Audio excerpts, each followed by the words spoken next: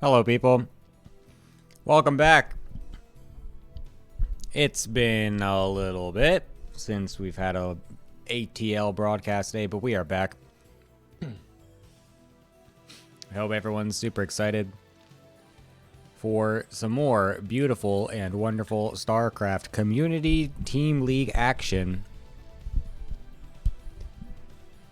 Because we're starting with the playoffs. It is officially the playoffs. Welcome, everybody.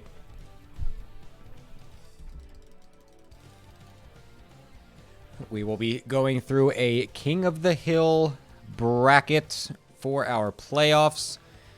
Doing a match today, a match tomorrow, and then we will be finishing off with 2 matches next weekend as well to determine the ATL Spring Split champion. Yes, this is the real competitive gaming tournament. No, none of that DreamHack Dallas bullshit. This is where it's at. The ATL. This is where all the real stuff is put up for grabs. All the passion, all the stakes, all the bragging rights, all of the honor, and a little bit of gooning. Let's take a look at what the season had in store in case you forgot what was going on. It's been a couple weeks, of course. It says we had a little break week. But let's go ahead and take a look at where we were. So, we finished with the deciding matches after the season finals, the regular season ended. And so we had the 3 deciding matches happen. We had, of course, the 5th, 6th place with Falene destroying the Gooners and having them get exited from the tournament. So after that, it was the third, 4th place match with Smurf Time versus NoMonkeMagic, with Smurf Time winning 6-4, and then the first place teams playing against each other with Blink and Dark versus the Viet Congs, and Blink and Dark Templar actually able to make it into the grand finals with their victory 7-3, the most dominant of the different deciding matches. So very interesting there. So today is going to be the round 1 of the playoffs. We're going to be doing NoMonkeMagic versus Falene. That is what we have in store for today, and they will be playing against Smurf Time, the winner of this, tomorrow.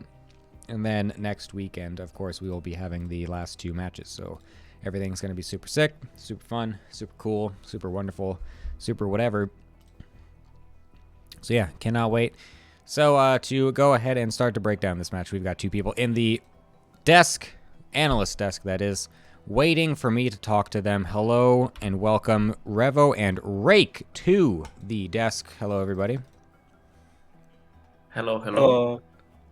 Excellent. Welcome, everybody.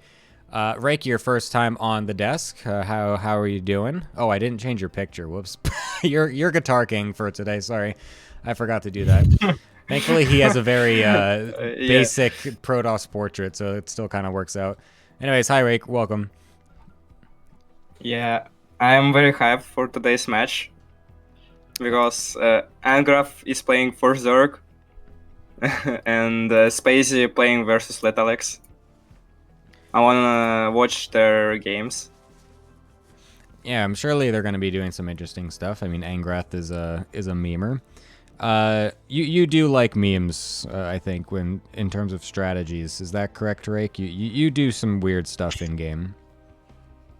Actually, my weird stuff is just abusing the mothership in every single matchup and every single game. So yeah, I actually love the creative strats. How much I'm good at APM it. do you have? When I play seriously, like 230. Oh wow, pretty good. Nice. That's fast. Anyways, Just click in 1-3-1-3 all the all the game. you just spam the recall button on your motherships. That's what gets the APM up. Revo, Yes. welcome back. How are we doing? We're doing good. I'm glad to be back after a few weeks pause. Excellent. I finally had a free weekend of work, so it made it possible Perfect. to be here. Very good. So yeah, we got some good matches, of course, coming up. It's going to be Nisho versus Nihed as our first match, and then Angrath playing Zerg, like Rake mentioned, versus Ogma. So that'll be fun. We'll get to see some more Angrath Zerg off race. And then, of course, we got Spacey Maisie versus Letalix, which will be super sick. DS Moth versus Wingent, whatever you say. And then finaling it out is Mirage versus Cognite. So a bunch of interesting matches, lots of Protoss today, and one ZVZ. So Rake already mentioned a couple matches that he's looking forward to. Revo, do you have any match that you think will be pretty fun for today? Know about fun, but I'm pretty interested in Moth versus Vingent, I think. This is gonna be hard for both sides because PvT matchup is very chaotic on the lower MMR. Yes, I agree with that. Revo, what about you? Any match that you're looking forward to? I mean, always looking forward to watch Danish Daddy play, so... and that being Spacey. Because I was on his team and I was so hyped every time he was playing because he would mute us on our fun stuff. It was really hyped to see. And also our boy Angraf as well. Well, because if he's gonna input the strategies, but he's learned playing PUBG as well. If he can input those into StarCraft 2 skills as well, that would be pretty nice. Yeah, I wonder how much of this PUBG practice is going to be paying off for ATL these upcoming 2 weeks. There's been a lot of that in the server, I'm not going to lie. So that's a bit interesting, of course. But yeah, I mean, the Zerg is going to be very interesting out of him for sure. What's that, Revo? I mean, if you consider that ZVZ is practically knife fight in a phone booth, so PUBG skills can be useful in those situations. Yeah, good point. That's true. It's true. So yeah, I'm very curious, of course, what's going to happen with this one. Obviously, the loser is going to be out. There's no more second chances at this point. If you lose, you are done. There's no more for the spring split. So, what do we think is what's our prediction? What's our score prediction? We can start with Mr. Rake. What do you think the score is going to be for this whole match? For the whole match, I'm voting for NoMonkeMagic. Of course, I will vote for my goat Spacey Maisie. Mm-hmm. On Zerg, I like his gameplay more than everybody else. Oh, not Spacey Maisie. Yes. But actually, the others on NoMonkeMagic is looking very, very... I don't know. I just think Vingent is gonna win and Knight maybe are gonna win. But Letalix is too good. I'm hoping for Spacey Maisie to win, but I mean Letalix is on another level because he was practicing all the time. Yeah, I feel like Letalix has really leveled up quite a bit lately. He's been posting a couple of screenshots in the server of him beating some pretty good people. So it is interesting, of course, what he's going to be doing. I'm curious how well he's been playing. Spacey obviously doesn't really play that much either. Let's be honest. As much as I love the guy, he's not exactly a grinder. He's not a practice god or anything. So yeah, I don't know. I'm very curious about that matchup myself. Rake, do you have a multi-million business? What's that, Revo? Continue. No, I mean, Space has to take care of a family business, so maybe that's why he's practicing that as much. Perhaps. But yeah, continue. Revo, what was your score prediction? Actually, is it going to be like a 6? I don't know, what, a 6 or 7? Sorry, 7 is the total you need. So like 7 to, or no, wait, what? You need 6, right?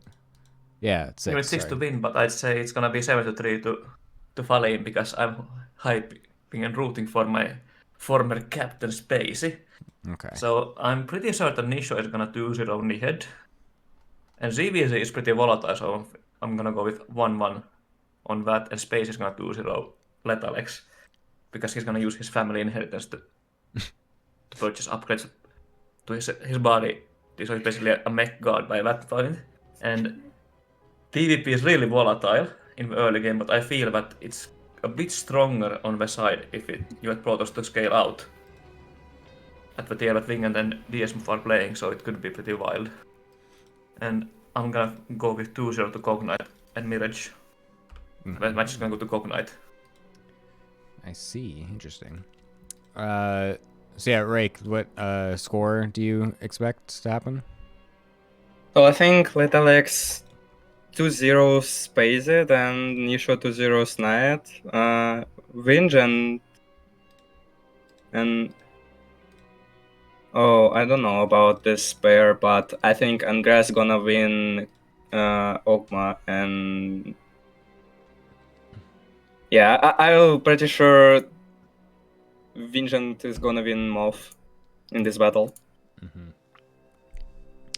All right.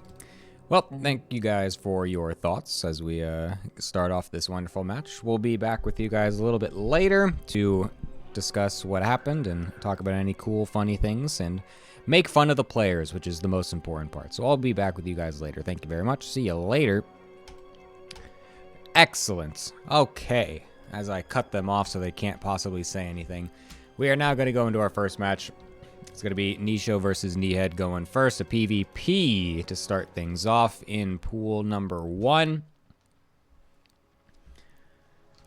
First map is going to be Tokamak. As I forgot to put my sound back on. XD. What the heck? Rake is now streaming in the analyst channel for some fucking reason. Okay. Sure. Anyways, let's get going.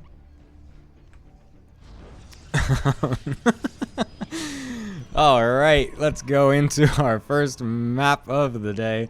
On the top right hand side, playing for the NoMonkeMagic, it is Kneehead.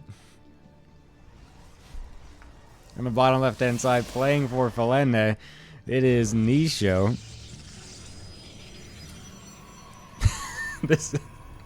This reminds me of this is really big Hawk energy. This is really big Hawk while everyone's watching Trap stream in Discord energy right now. That's what I got from that. Oh, thank you, Winjit, for reminding me of that. I remember that it was mentioned, but yeah, okay. I forgot that was in there. Yes, no co-caster today. There will be one tomorrow, though.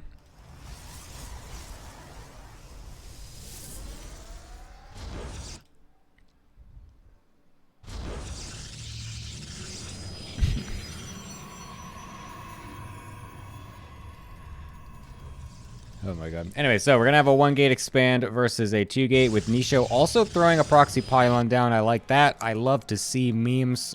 I want to see aggression. I want to see crazy things. I don't want to cast boring, normal, standard games because that's boring as hell. Kneehead, of course, should be scouting that there is a lacking pylon in the main base. Should be going to find something. However, he has not quite gone for that.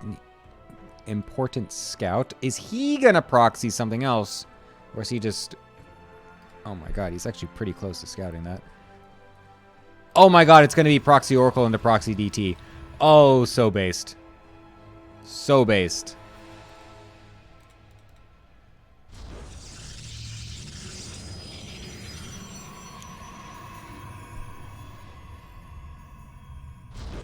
Double Adept gonna come out. Kneehead. Kneehead. Just combined. This is actually kind of Kneehead and Nisho. This is a very confusing, a confusing matchup to cast. I'm actually not gonna lie. Nice. Yep. And there's the proxy Twilight. There we go. All right. Oh my god, no! And Kneehead brings his pylon. Oh my god, I can't believe he actually brought it back in time.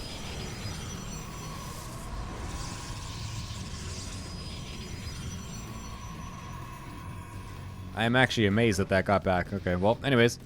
No double adept will be getting into the main base for now. However, it will just continue to distract. Battery going up pretty late, though. Not expecting this Oracle to be proxied. Expecting a normal Oracle timing with this one. And honestly, I would just let this Adept Shade finish. Yeah, there we go. Distract the Stalker. Make it so that way canceling the battery also hurts him. And this Oracle is going to be able to do insane amounts of damage. Getting on top of all the probes. This is actually ridiculous damage. We don't have a... Oh my god, we don't have a battery in the main base, though, as Nisho, because he put 2 proxy pylons on the map, so he has no way to actually put any battery here. So now he's going to lose a bunch of probes at the same time. Thankfully, he does have Stalker Warpins ready, though, so should be able to kill this Oracle, at least force it away before losing as many probes. But Nehead was the one that actually, of course, had 2 bases this entire time and was probing to play a macro game. So his probe count overall is higher.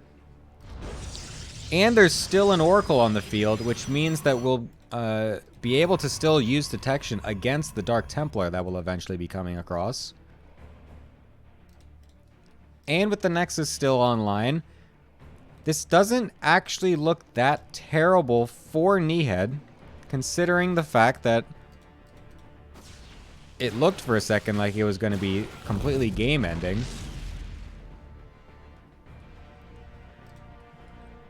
Phoenix going around now as well to try and scout everything out. Won't find the proxies. But a single Adept walking its way into the natural will kill 3 probes, while the Oracle from Nehead almost dying to the Stalkers. Where are the 2 DTs? Here they are at the front.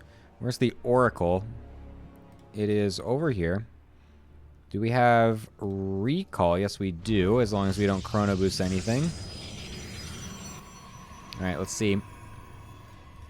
Is there a reaction? Oh my god, it's... Oh, barely quick enough. You can attack that! Oh no, Nisho was not paying attention. He could have killed the Warping and Sentry, but unfortunately doesn't, and loses time. He could have easily gotten into the main mineral line before this Oracle and Phoenix got back. Unfortunately, only 3 kills with the DT tech. I can't talk. Okay, 4. Make it 5. And 6. Oh, right. Never mind. That ended up being fine at the tail ends. Oh my god, but Nehead's going for his own proxy DT. Oh, that's it. That's it. Give me that. Give me that shit. Oh, boy. Nisho's just going to keep rallying them in, just hoping that his opponent will eventually run out of Oracle energy, but with energy recharge being a thing now, that's not exactly a great tactic to try and go by. Nisho also just going straight charge. And he's got just like 4 random Zealots and a couple Stalkers as his army, which is kind of just funny to look at. And let's see if he's going to be prepared for this. Oh my god, he's going to suddenly scout it at the perfect timing. Nisho realizing just when that Oracle gets there, we'll just pull the probes away to make sure he doesn't lose any. Gets the Revelation off. Doesn't have any units in position though. Unfortunately, will now have to wait for his energy or for his thing to go back off cooldown. But the Zealots on the high ground will deny it. Nisho, honestly, too precautious, I feel like. Like, the probes being pulled for so long is actually really bad for him. Oh my god, no way is he going to lose this Oracle. No way is he going to lose the Oracle like this. No. Oh, that's the detection. That's all of the detection. That one Oracle was the detection. He brought his Stalkers out into the middle of the map for some reason to chase the DT, I guess. Forgot that there was a Phoenix on his side of the map, and now he's got no detection. 3 DTs. This DT should just be attacking the Nexus too. There we go. He might just be able to kill it. Oh my god, he's gonna get it. And then the Archon morph to recall it. Not gonna fully work, but that's more than worth it. Oh my god, that's the stupidest thing ever.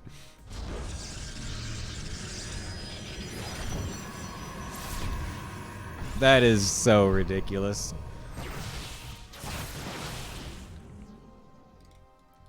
Well, here comes the big charge lot attack, and there's a stasis ward right in the front. Thankfully, Nisho realizes, doesn't just walk his entire Zealot army straight into it. That would have been even funnier.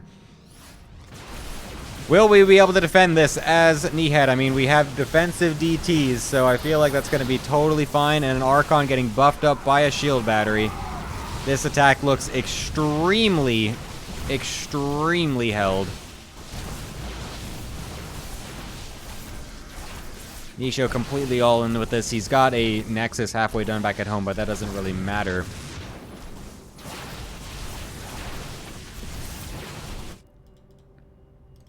Nisho seems to think it does, though, as he's actually going to walk back home to try and macro out of this. I'm not quite sure how he's expecting to do that, but he will try. As we go into a Disruptor tech. I mean, I don't blame him. We've already gone for one of the desperation moves. We can't quite do that anymore, so might as well go for the other one. Oh my god, the defensive DT will be able to also save the Dark Shrine. As Nisho is not paying attention. There we go.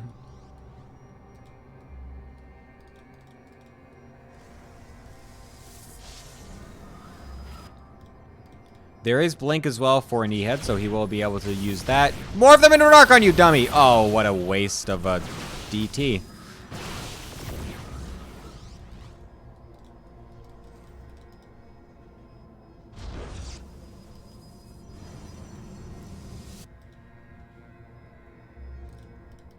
Well, I guess the game's not gonna quite end just yet. Despite killing the Nexus and defending the push rather easily, Nihed doesn't exactly have an easy avenue to actually end the game. He's just got these handful of Blink Stalkers, which won't do too much against an Immortal and some Sentries. And so that will allow Nisho to at least get his natural back up and saturated a bit.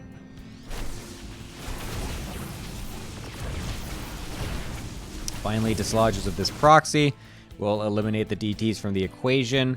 But always has to, of course, think, what if Nihed just remakes the Dark Shrine? So that's also a risk that he's going to have to deal with. Sniping something. I think that was a Sentry. Honestly, nice micro from Nihed.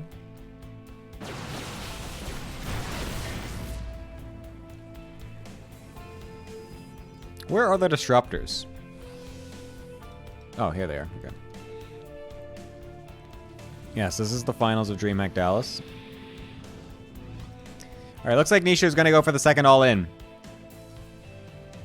Despite starting Blink.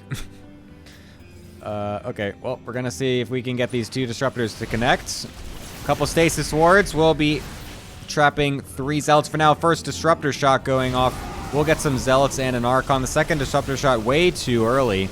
But we'll be able to kill off one of those Archons is nice, but we're forcing ourselves into a total surround.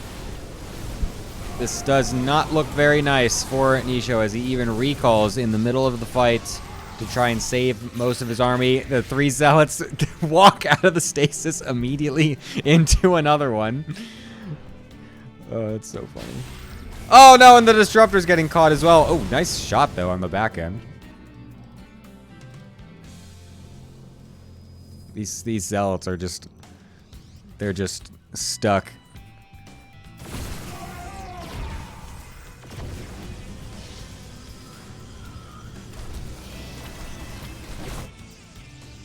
I can't believe this game is still going on. You just lost? Surprisingly even. Would have thought that Nihed was just kind of pulling away with it. Although he kind of is, but... you know. Anyways, this third base is going to get instantly killed. No chance in hell for that to happen. Now Nisho is Just sitting here defending his natural, which, to be fair, is fully defendable. You can't really attack into this as Kneehead right now, especially with a couple of disruptors there. And no forward pylon. Is he going to try anyways? I don't really feel like you can do this. No War Prism or anything makes this extremely awkward to attack into.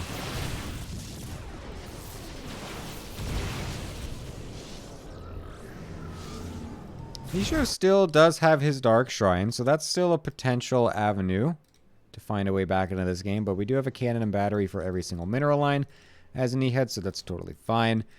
DT's likely not to do anything in the mineral lines, but we can send one over to the army and perhaps just screw around with the army a little bit, but besides that, I don't really know what Nisho is really attempting. Oh, he goes for the proxy base, but it's instantly scouted as well. I like that attempt, but Kneehead's too good for that. Puts 2 and 2 together. Realizes the only thing... There's literally 3 possible things you can do as a Protoss player as desperation moves in a situation like this. And Nisho has already done 2 of the 3. So it's only logical to check for the last possible one. What?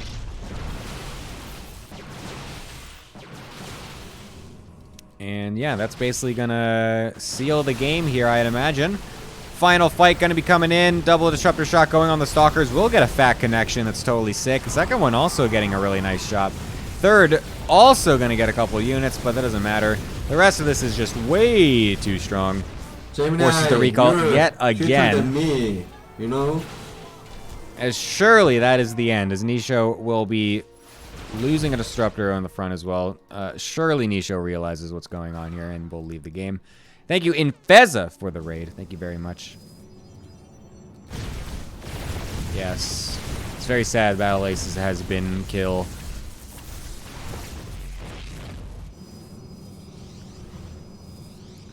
A very strange decision and tweet to wake up to read today, but yeah.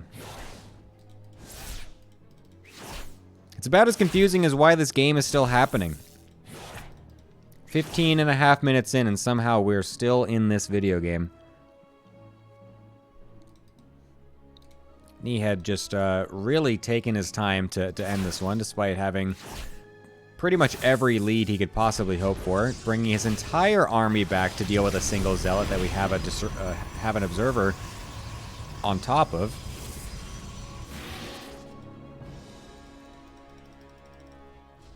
And now he's going to get outpositioned.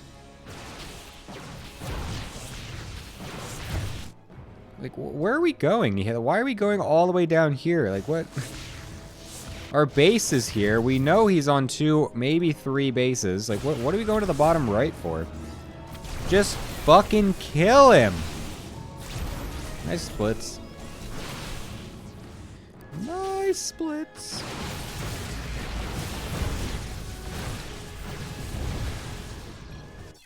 And there's the GG finally. All right, Kneehead will take 1 map to start this off for NoMonkeMagic.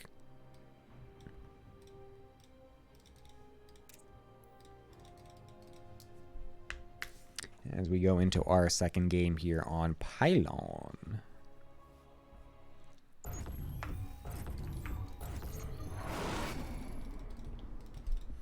It is kind of interesting that it's taken this long. Oops. Oh yeah, that's right. Heroku fucked up the match thing and put them on the wrong sides. It is interesting that it's taken this long. Almost 15 years in StarCraft history before we got a map named after a unit and or building from the game. It is 2025 and we finally have a map, and it's called Pylon. Anyways, top left hand side, it is Nisho. Bottom right hand side, getting a map up, it is Kneehead. Nisho, Kneehead. Never mind. I was gonna try for something, but I'm gonna stop myself. I'm going to stop myself. Anyways, a total banger of a game. At least the first, like, 7 minutes of it was. The cope afterwards was not so banger. However, the other stuff was. So hopefully we can get some more interesting things happening, just like the first one. Gemini, you're Ayo. better than me, you know? Hello, Eva. Welcome. Thank you very much for the raid. Welcome, everybody, to the ATL. The best... Actually, the best and only and also the highest prize pool team league of 2025.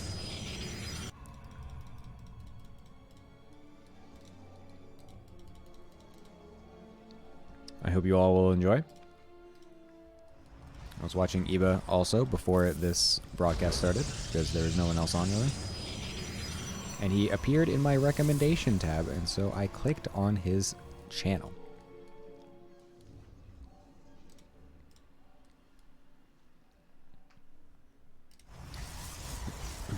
Why do you make it sound so bad?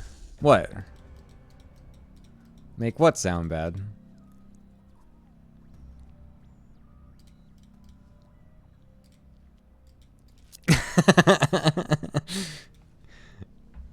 I'm just stating the truth, okay? I'm nothing else. Any further intent you put on that statement is all on you. I was just stating a fact that happened in my life.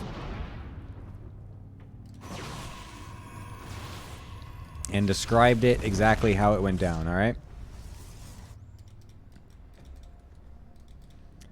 Oh, it's a Stargate, one base Stargate versus a one base Robo into expand from Nisho. A bit of an interesting style. He went for a fake proxied pylon, which I love, by the way. Proxies in the first game, for real, and then fake proxies in the second. I love that play. I absolutely love that.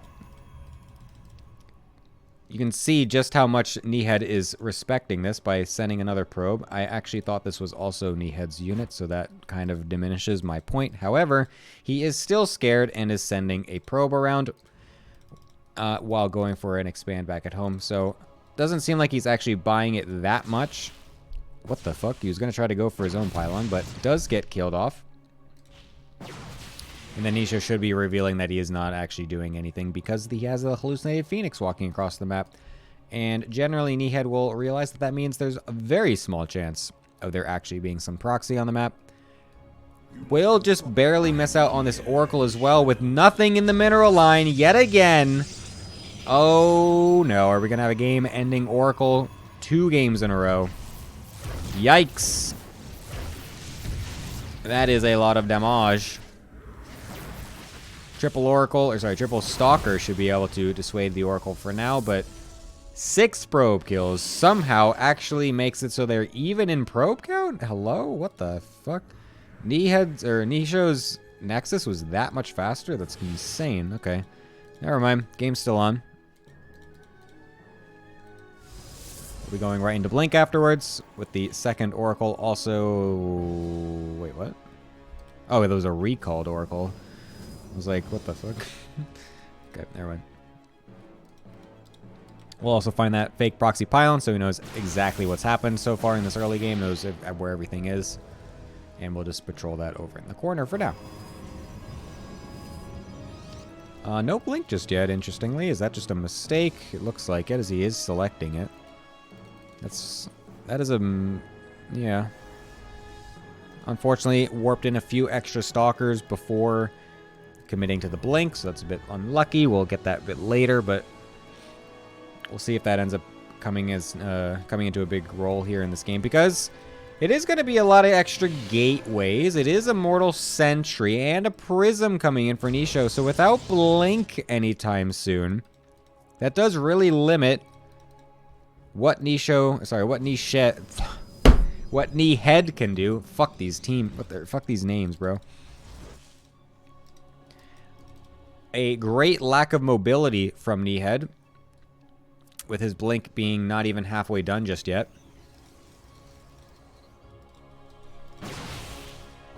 I'm amazed he's even trying to go for this pylon. Yeah, I mean, If we get caught once, oh my god, yeah, there it is. There it is. If we get caught one time with these force fields, 0 blinks to be had. That's what I'm saying. You can't just be walking across that willy-nilly when you don't quite have blink just yet. Obviously, with blink, totally different story. And even if he did make blink when the Twilight finished immediately, he still probably would not have had it by the time that happened. So, just a big disrespect to Nisho. And he's going to pay the price. Double Adept going to run into the main base. We do have something to block, but this is just an overwhelmingly large army. From Nisho, 2 Immortals in this as well with a Prism to juggle micro it back. We have defensive cannons being spammed down from Nihed to just stay alive at all in this game. And that is something, I will say. That is something. Those will pack a punch and actually contribute much more than you might think in this defense. Nisho realizing this, also having made a 3rd base already, and can just easily macro out of this as well and just choose to contain instead of try and end, which is a smart play because we don't actually need to end the game right now. We just need to make ourselves so far ahead that there's just no way for Nihed to possibly find their way back. And he is just going to back off for now. I don't really know. He could stay here for longer, but just decides that he feels more comfortable walking back on home, I guess.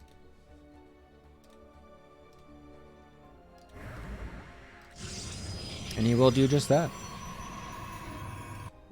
So now it's all on Nihed to find some openings. This is now his game to find whatever possible thing he can find. Just going to throw down a 3rd base. Glaives for Nisho, gonna fully commit into this Gateway Immortal composition of Immortal, Sentry, and usually then Adepts, as he will be doing. I don't necessarily think I like this. I don't feel like we need to be going Glaives at this point. I feel like this is a great way to lose the game. Because this will take some time to get online here. And it does leave Nihed quite a lot of room to find his way back. He's got +2 on the way. He's going to have Archons as well. I don't necessarily know if I like this as a late transition. He's going to have to hit really quickly. And yeah, he's already walking across the map. Where's the Prism? It's on the right-hand side. Honestly, just bring it together. Just go. Oh, nice. Catching that Oracle is huge. Just bring it all together, honestly. Just continue. Oh my god, he blocked shit with his cannon. Okay.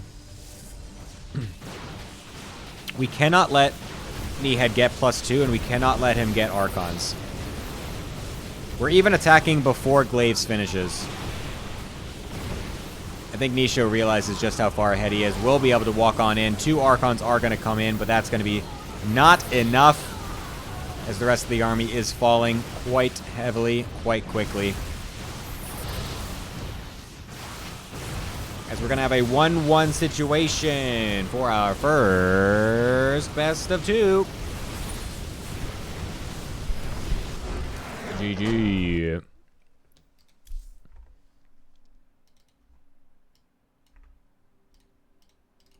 Nice.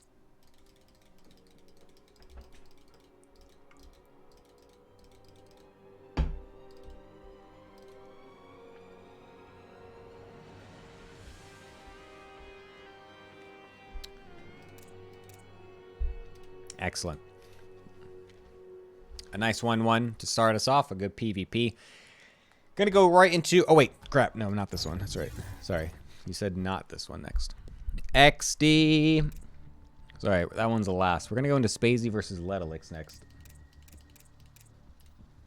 Another... Oh, wait. No, never mind. Yeah, it's a PvZ this time.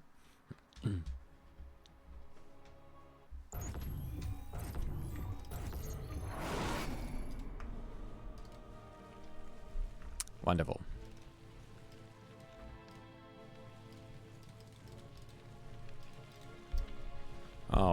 bottom right-hand side playing for Falene. It is the captain of the team, the wonderful, handsome, extremely generous, kind, and cool human. It is SpazyMazy. And on the top right-hand side, playing for the NoMonkeMagic, the captain of the team, it is Letalix. Even though everyone calls him Letalix, Letalix sounds way cooler. And so that is what I've decided to call him. And no one will change my mind. That is just what I'm going to call him.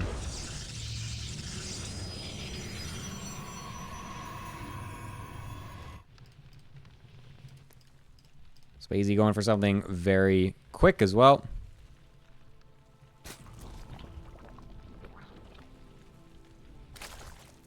Yeah, including Letalix. Yeah, you know. Even with his own opinion, I couldn't care less about his own opinion. He needs to agree with me because he should realize that my pronunciation of his name sounds far cooler than his pronunciation.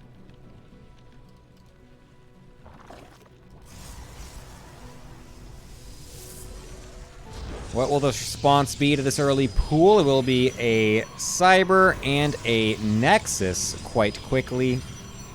This is a map that you can easily go for an early Nexus with this response as well, because the wall off is not too bad. It's quite small, so you're able to wall this on in with a couple of buildings by the time that the Lings do get across. Is not going to be going for a Zealot. We'll just be going for an Adept right away. It does put the probe in the middle of the Lings to try and slow them down or something, or distract them, I think. And we'll be able to get the distract for a little bit, but not too long. There's no probe down here. Okay, let's, wow, yeah.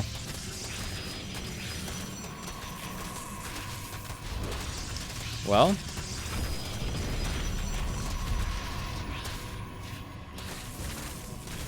Huh. Would you look at that? Would you look at that?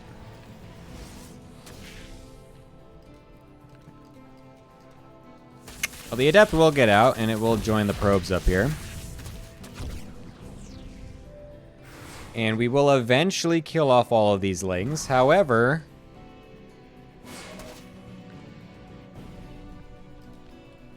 that's quite a lot of probe damage.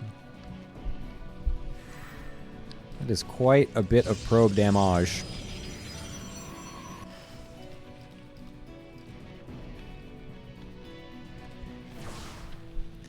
Yeah, I'm not really sure. This is just a this is just a gross underreaction. Just did not respect the Lings whatsoever. Maybe just kind of didn't notice how long it takes for his probe to get back to his natural or something. Just tried to be a bit greedy with the probe movement or something. Didn't just want to leave it in the wall, so unfortunately pays the ultimate price. Literally, if he had just left it there and just walled off in time, he would be just insurmountably far ahead right now. But instead, he's extremely now far behind. No tech really just yet. Does have the Oracle only starting now. Will be a bit late. SpazyMazy doing the classic SpazyMazy move of making a whole bunch of Zerglings to deny a third base that he knows is impossible to take right now because his opponent's walled himself in and he saw all of the units inside of his base. So SpazyMazy doing the classic Zerg move of not using their brain and just doing the same thing every single time no matter what. And forgetting the entire first 4 minutes of the game existed, thinking that this was just a totally normal game. And so instead of just being at like 55 drones right now, he's got a giant pack of Zerglings that have absolutely no value.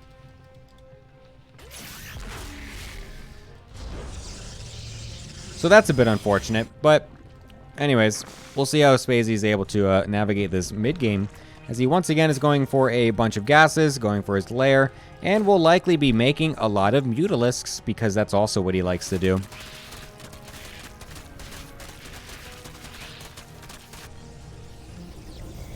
Looks like Spacey wants to double check to make sure that the right-hand side base is not taken, which is a fair play to make because obviously you can just mine through these and be able to take the third base that way. So that is still getting some amount of value, so that's nice. But again, I don't feel like we actually need this many Zerglings for this job. This could have been done differently. But it will at least deny the third base from happening. Lair is done. Extra gas is being taken. Fourth base also underway. Roach speed coming up. So we will just be getting some safety roaches initially, as he usually does. And it's a Hydra Den. It's not a Spire. Wee wee wee. Muta is not on the card for Spacey. Hello? He's going to do something that is not Mutalisks? Okay. Interesting, interesting. A triple Oracle as well from Letalix is interesting here, too. Yeah,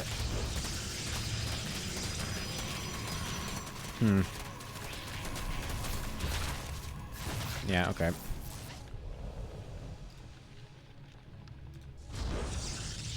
Charge +1 coming out from Letalix. I love someone that goes charge. I think charge Archon is so much cooler and manlier and just way more interesting than blink openers. But it's going to be a lot of roaches and a lot of hydras. And I'm not quite sure how I like that.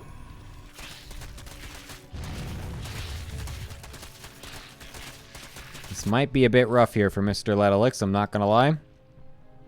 We need a couple more stasis swords.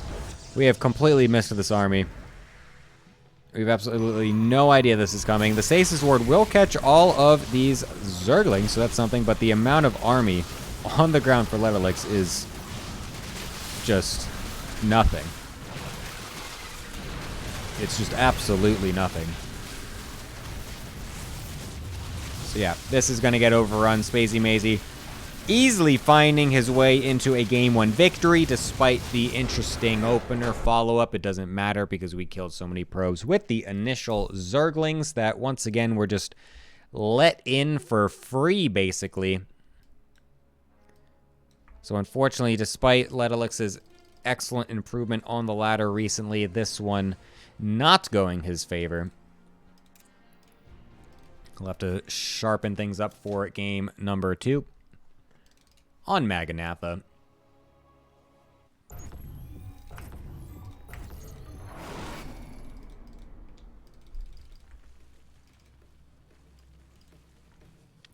I hate this. Okay.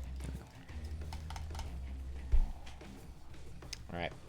Bottom right-hand side. I just realized how this is like, this thing on the ground is all like reflecty. Interesting. Spacey Mazy getting a pretty easy dub on their first game of the best of 2. Top left-hand side playing for the NoMonkeMagic. It is Letalix.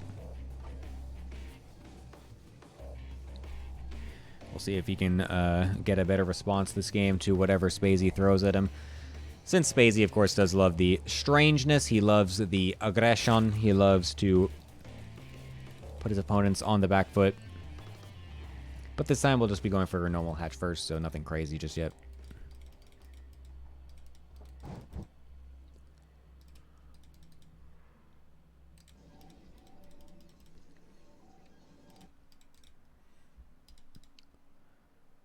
Nothing crazy mazy. Oh. Oh, I love it. Oh, I love it. I'm going to use that. I'm going to use that so many times in the future.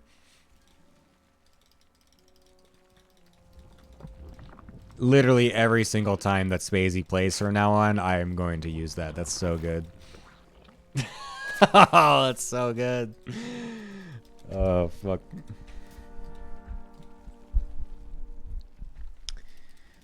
Anyways. What do we got from Letalix? Nothing yet. Because his Cybercore is not done. And as we all know, the tale is old as time. You can't know what a Protoss player is doing before their Cybercore finishes. And so we need to wait for that to happen to be able to talk about their potential strategies. And it's up to the casters to find a way to fill that time with senseless bullshit before they can think of anything to talk about. And now, with this important structure being finished, we can now make assumptions, as there is no warp gate, which means that yes, it will be a Stargate in the main base. It could have been faked to be a Twilight Council, to meme the Overlord Scout, to make them think it's something different. However, Ledalix will not be doing that. Instead, goes straight into a Stalker as well to really delay that warp gate. Honestly, a bit of an interesting choice. But the Stargate will get scouted by this Overlord. Something that no one expected ever to happen in a PvZ matchup.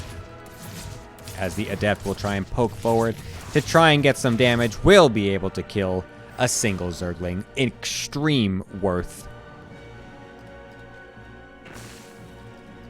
And god damn it, do we have a PvZ on our hands.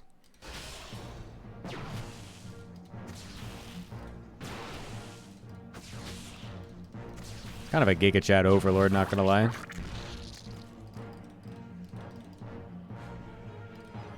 Yeah. Yeah, this pile, I noticed this as well from the beginning too, and it's like, Spacey Mazy's not exactly someone to just throw in a Baneling Nest super early. He loves doing the Ling Flood to deny the third base, as he is yet again going to do that. But, yeah, definitely playing the player a little bit here with that pylon, I would say. There are plenty of Zerg players in this league that would see that pylon and just get a massive throbbing erection as they throw a Baneling Nest down within milliseconds. But it's not going to be Spacey.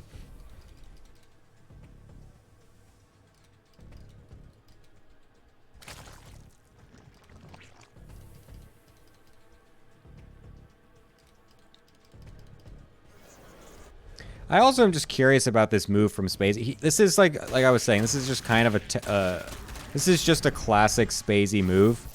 I guess what it also does is it keeps the Oracle home to defend and keep it away from his drones, which is a good thing.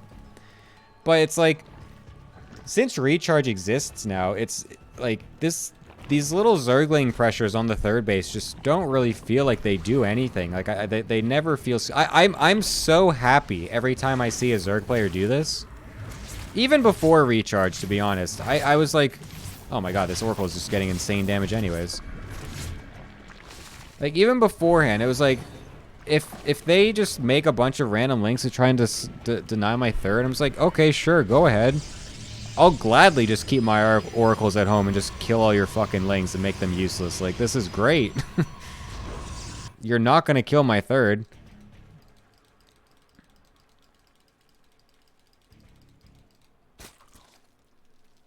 So yeah, not only does the third stay alive with 0 harm whatsoever, the oracles just get across. They're going to get even more drones. Oh, a little bit too much. Okay. 7? Yeah. Look at this. Perfect game so far from Ledalix. Much better showing this game. So interesting what happens when you don't let, 8 Zerglings into your main base at minute 2. Gonna go for an Archon drop follow-up. A late Archon drop is kind of interesting. Very curious. Is that even late, though, actually? Or is it just like... I mean, it's a little bit... I'm surprised how early this actually is, despite getting such a fast third base with it. Well-optimized build.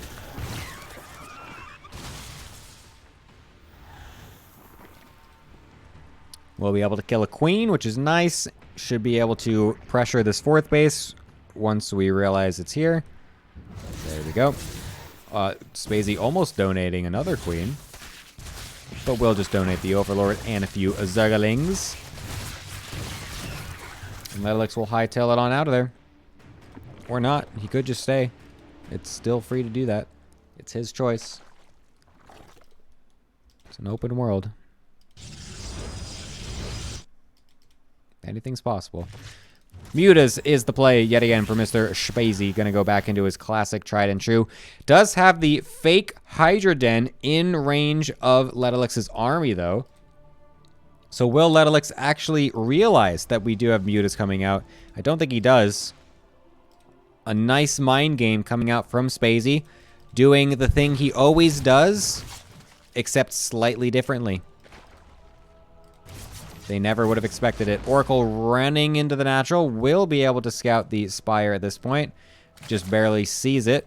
And will now be able to react with some cannons and batteries in the mineral lines as he will be sending a wave of Zealots that are slow Zealots, by the way, to the 4th base. While the Mutas are distracted on something over here. I think it was an Oracle. This Prism with the Archons does need to find its way back home because that's going to be critical in dealing with these first batches of Mutas since we don't exactly have Phoenix out yet, just yet. Only a single one. It's not going to be able to keep its worth against a whole 8 Mutas, especially if we are caught off guard by the first wave. Jesus Christ. Okay, that's bad. And now the Artosis Pylon, as the one up top is not quite large enough to power that Stargate. Oh, no.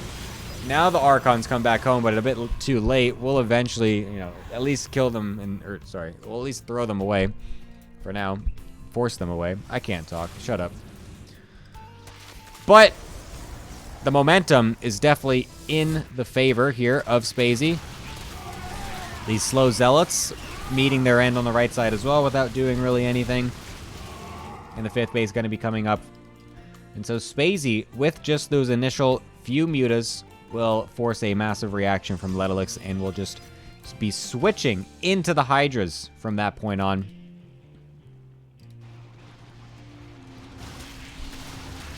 As this 4th base also is just going to die. Oh! Okay, never mind. Chooses to go onto the Warp Prism instead. Loses some Mutas for it. One more.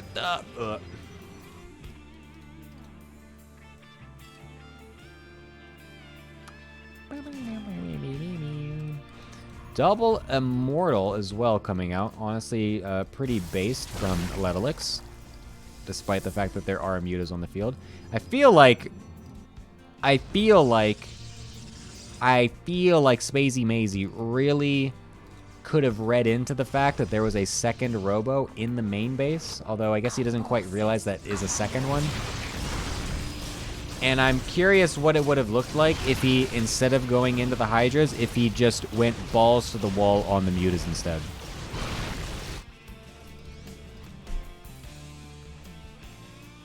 Because this really is, this is Letalix reading Spacey's bluff, thinking that, yeah, it is just going to be the initial wave of Mutas and no more.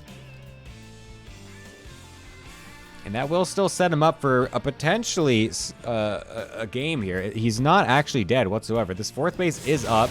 This left side base going to get defended by Stasis and Storm. The right side, though, getting targeted, but suiciding a crap ton of units for it. Holy shit, those Storms were insane. That is not exactly a worthwhile trade from Spacey Mazy, as he's going to lose everything on the back end. The Mutas also are gone, so there's no backstab potential. Letalix has now swung this game directly into his favor by not actually overcommitting to the Mutas, realizing that Spacey was just going to go right back into ground immediately, and without Lurker Tech either. This is just full-on... Oh, no, never mind. There is a Hive, but there's no actual upgrades or anything for them. No Lurkers at all. Letalix has an opportunity now to just punch it right through. I highly disagree with attacking that Nexus, or the hatchery, because there's just so many units right here. It needs to storm them instead. Does get some fat storms off. Another one on the back end right there, too. 24 drones getting killed off, as there's also still a Zealot or two on this right side base. Prism now on the reinforcement path will allow Letalix to continue this attack, as Spacey Mazy is left scrambling, trying to find some way to defend this, even going back into Mutas for some reason. I don't really know what that's about, because we could just warp in a few Stalkers and be totally fine here. It's not like that. Those few mutas are surely these mutas are not going to actually do anything for a counterattack when we still already have cannon battery defenses set up from the initial wave, right? Surely not. And now we're also making an Ultralisk against 50 Immortals. Spacey Mazy is clutching at any possible avenue to find his way back into this game, and I'm not quite sure that the ones he's chosen are the way back. The random 5 mutas are going to do something over here, and it will actually cancel the Nexus. Sure. The Phoenix could have done something, and like a Stalker Warp in could have saved it, but I guess he... Okay. Perhaps the mutas were the play, as we also can now sit these back here. Although a couple more Phoenix will be able to deny those. Letterlix is not really doing anything with his main army right now. I feel like he does kind of need to do something with that. Mutas will get killed off. As the army for Letterlix now postures out towards the right side, while the Zealot wave, a massive one at that, is going to go over to the left-hand side to try and harass this third base, and will be able to do a very good job of that. Letterlix continuing to push into these right side bases, trying to do what he can. Free Zealot sectioned off to be able to kill the base is a great move. And, oh, move commanding just a little bit, but you can see the freaking Ultras just evaporating to the Immortals. That's actually ridiculous. There is chitinous plating, but even so, one armor upgrade on top of it, not enough to deal with what is right now 8 Immortals? 7 of them. Jesus Christ. And the Zealots on the left-hand side as well. Letterlix will be able to even up the score as well. So 2 1-1s in a row. Very entertaining back and forth match so far.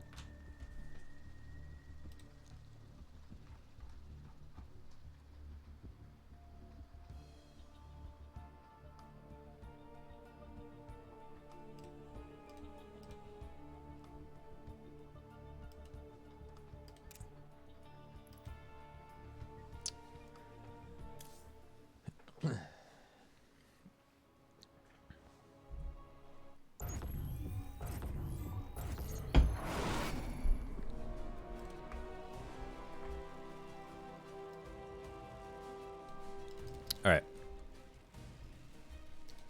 Let's get into the next best of 2, which is going to be a PVT to switch things up yet again. As we're going to be going into pool number 2. ATL Circuit, where is it from? It's from me right here. The All Things Protoss Discord server. Ba-bam. The All Things Protoss Team League is what this is. So, spawning in the top left-hand side, playing for the NoMonkeMagic, it is going to be a Wingant. And the bottom right-hand, also the bottom left-hand side, sorry. It is going to be none other than our favorite, in-game, in-game named player of the league. It is DS Moth, otherwise known as Jewish Space Lasers. One of the most ridiculous names that we have in the ATL. No, not Atlanta. It's All Things Protoss Team League. That is that is what the abbreviation stands for.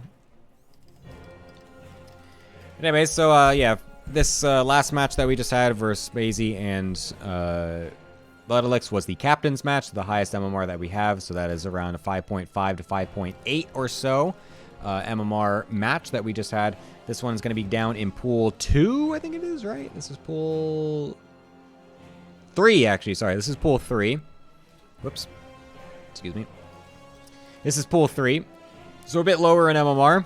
This is like the Masters 3 or 2-ish range, right? Something like that. But the farther down in pool we go, the more the entertainment spikes up. So we are in for some surely banger matches here. As this is where the Clown Fiestas really start to get in to overdrive. Will be a one-base play so far from Wingant, going for a Reaper Hellion opener. Extremely cringe, but, you know, going to be going for it anyways. Probe going to come back in and actually scout that there is nothing here. We'll be able to actually see the CC on the high ground as well. Very nice pick-off there to be able to find that. And confirms that there's a Reaper on the map, so should be able to put 2 and 2 together as to what's actually following this up.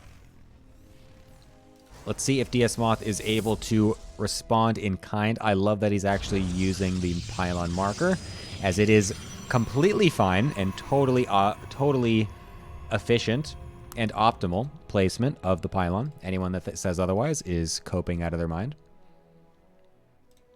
As we have the first Reaper Hellion coming across the map, not going to be waiting for any more, just going to go right on in. And honestly, DS Moth not prepared for this. Where is the second Adept? It's waiting in the main base for a Reaper to jump in. Doesn't quite realize that it's actually a Reaper Hellion opening.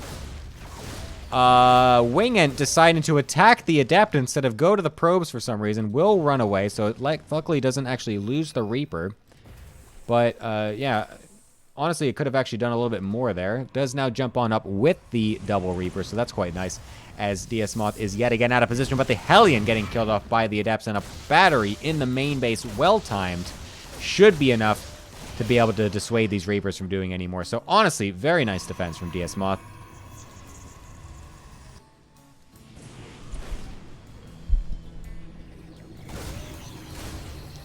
Oh, somehow finds a probe. Okay, that's interesting.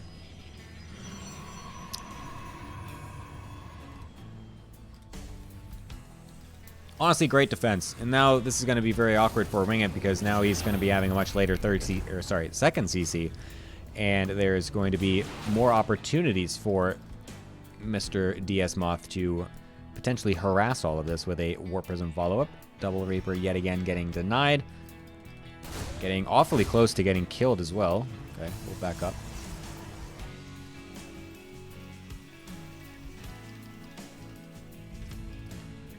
Third barracks coming on down as per usual.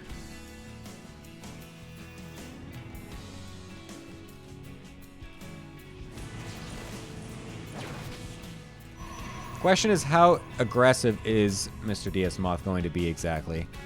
He's got 3 gateways for now, so it looks like it's just going to be a 3-gate prism pressure. Nothing super committed like 4-gate or anything, and then should be getting his third base set up pretty easily as he's getting blocked by his own hold position Adept, despite the fact that there is a giant opening over here. He's hold positioning for some reason, so that's always very funny. Regardless, the double Reaper will be able to find its way back into the bases, but double battery and blink finished means these Reapers have long stayed their welcome. And to be fair, there are a couple tanks out for Wingant. This area to blink up is pretty constricted, so as long as we just get... Honestly, this tank should be back a little bit more. I think this tank should honestly be like behind the tank or the barracks a little bit. So that way Moth can't just easily run this way up into the mineral line, because that is a big area of weakness right now. He could also just go right into the front, as this tank doesn't actually... Okay, just does. Hang on. I feel like you could attack that bunker without being in range of the tank. Am I stupid? That doesn't... Maybe you can't. You can definitely attack the supply depot. Okay, we're just... Whoa, we're just YOLOing in! What the fuck? Oh, that's not the play. Holy shit, DS Moth.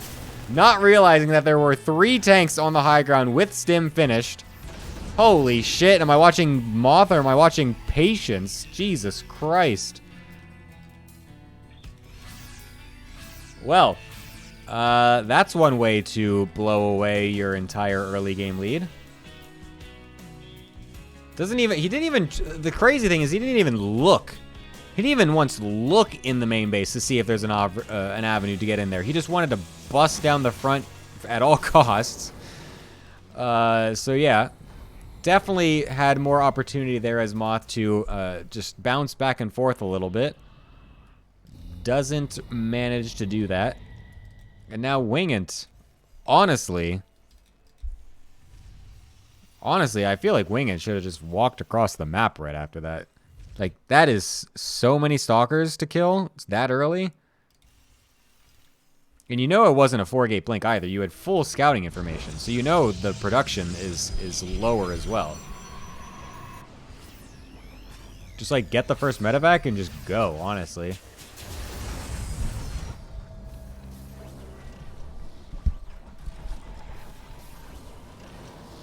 Leave maybe one tank behind if you want to deal with like the stalker drop or something. We are going to walk across the map now, so it's still a large threatening force for Wingant. So despite the fact that he didn't initially go for the attack, it doesn't really matter that much. I think it's still going to be totally fine for him because this army is... I don't see what you're actually supposed to do against this type of army. It is 2 Colossus, which is nice. However, no range is going to be making it a bit awkward. And no sentries to deny this army from moving forward at all.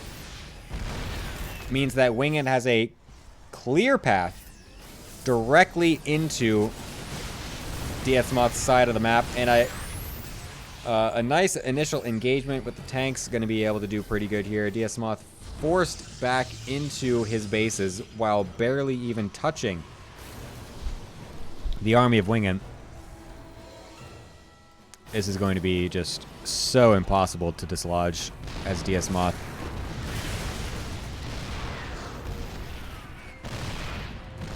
Wingant really taking his time with this, just slow pushing with these tanks. Doesn't want to overcommit with the stim or anything just yet. Does not have interference matrix enabled either. He is just going to go for the anti-armor missiles, which is totally fine. The Zealot flank on the right side is quite nice, but you just can't kill this bio. There's just too much. Stimming on top of the Colossus will kill them off extremely easily. The triple battery not going to be able to do anything whatsoever. The Liberator also sieging up is going to be able to add a lot of more damage, and the tanks reinforcing in as well.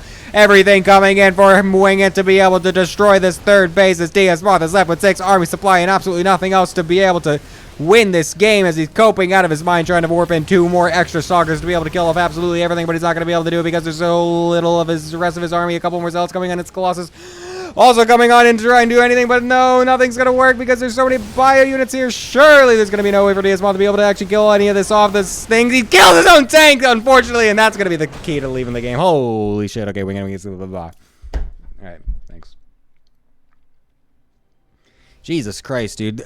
ATL is just the copiest league of all time. It's actually insane. But Wingant will be able to find the first game, so it's very nice. As, of course, NoMonkeMagic is trying to find their way farther into these playoffs for a potential rematch against Smurf Time, who they were losing to in the Deciders matches. This is also interesting because, as I don't know if I actually mentioned this. It's in the little ticker on the analyst desk, but these two teams did play each other in week 5 of the regular season, and Falene actually came out on top 4-3. So NoMonkeMagic is also looking for revenge against their initial season group stage match. So if they were able to pull this off today, of course, that would be great for them as well.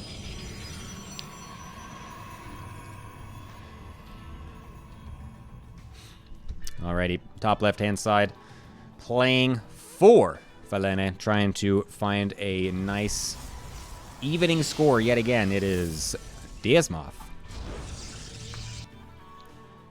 And the bottom right-hand side playing, getting a nice, solid, easy 1-0 victory for now.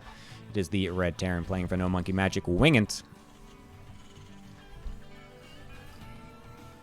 I do have to say, I'm actually quite impressed overall by the amount of people that did not forget their team colors this time around. Team color, remembering to use the correct team colors has been a tragic, what's the word? I don't know exactly, but we're making 3 Rexes, by the way. It's been a big difficulty for some reason for a lot of these ATL players to use the correct team colors often, and so I'm just going to say, despite a couple of mishaps, including Ardent, the admin of the league, we have had a lot of people remembering their team colors, so that's very cool.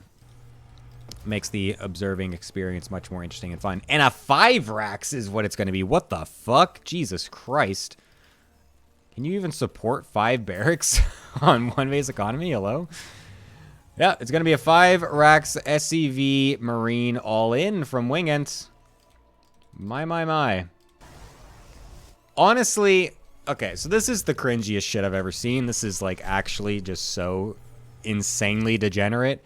Because not only did we start with the first game doing a 1 base wall-off to then do a Reaper Hellion, now we're doing a 1 base wall-off into the other extreme, which is a Marine SCV all-in on 1 base, without any of the barracks even proxied, which is just extra degenerate. So it's like, half of me wants to be like, oh yeah, he's doing the thing where he makes his opening build like look really similar to the other build, which is normally something that I really like and is like a cool strategy and a good way to plan a best of X, which is true. However, he's doing it in the most degenerate way possible that makes me want to punch him in the face. So that's also, you know, conflicting in my brain right now. But basically, DS Moth really needs to find a way to scout this immediately, and this Adept is going to be the big thing that he needs to do that with. He's got to get a Shade up into the main base at the correct timing to find out just what is coming his way.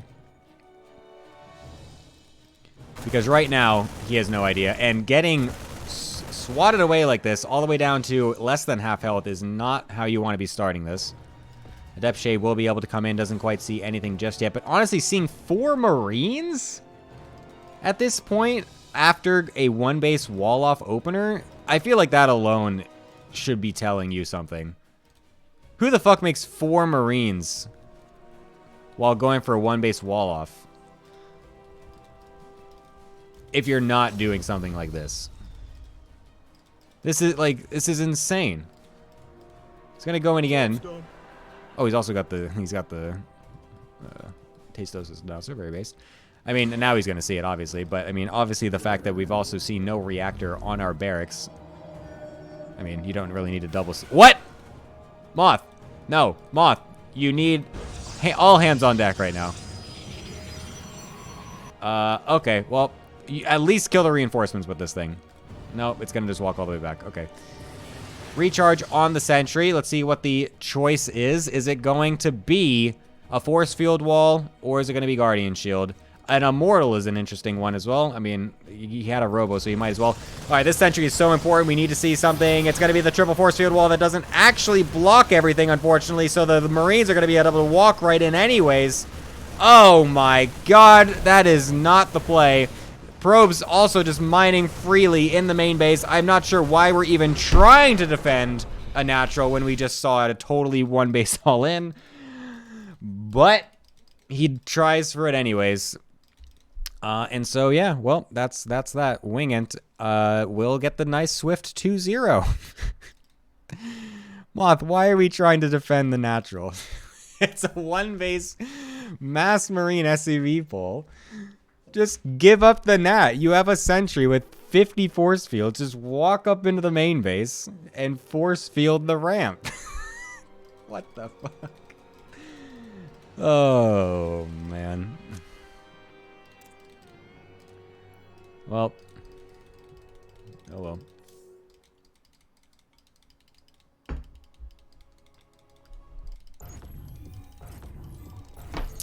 That is why we watch Pool 3, though.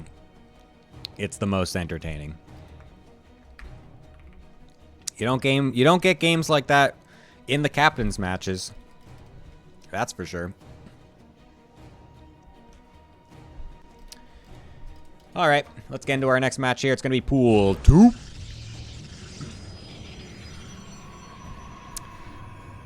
I was going to make that joke, but the difference being that Wave Captain actually held it in the correct way after scouting it, so it doesn't actually work. But that was in my head as I was doing that. I was actually trying to set up for that, but yeah, it did. Yeah. We're on the same page here. Top left-hand side of the Pool 2 match, playing for NoMonkeMagic, wanting to continue his team's wonderful route into the next part of the playoffs. It is going to be Cognite. And the bottom right-hand side, playing for the Falene. Hopefully trying to get a couple more maps back into his team's favor. It is Mirage going for a fake proxy. I love this. Oh, I love this. Oh, I absolutely adore this. When do you ever see something like this? Oh my god. Oh, he deserves it. Dude, he deserves to not have that get scouted. That's crazy. He would have gotten it scouted anyways. Okay. Wait, what? The Cyber definitely should be going. Mirage, surely you realize that it got scouted by now, right? I don't think he does. I think Mirage 100% still thinks that this is unscouted. Okay, we're going to cancel the Zealot. We're just going to make a Nexus. Okay. Honestly, I love the attempt. I absolutely love the attempt from Mirage. I absolutely love it.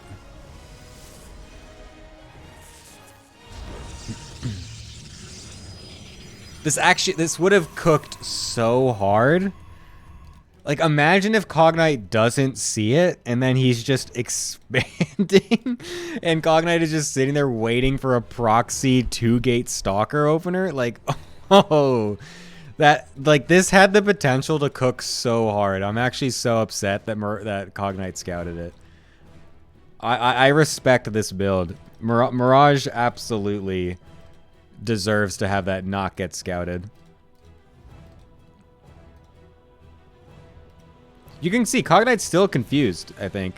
He's still like looking around a little bit. Actually, no, he's just going to all in. Never mind. He's counter all-letting. I'm lying. He knows exactly what's happening. He's not confused at all. He's going to proxy a Falene. He's just going to go ahead and do a 3-gate robo, which I also respect, as this would also be my response to this. Seeing this absolute degeneracy on the other side of the map.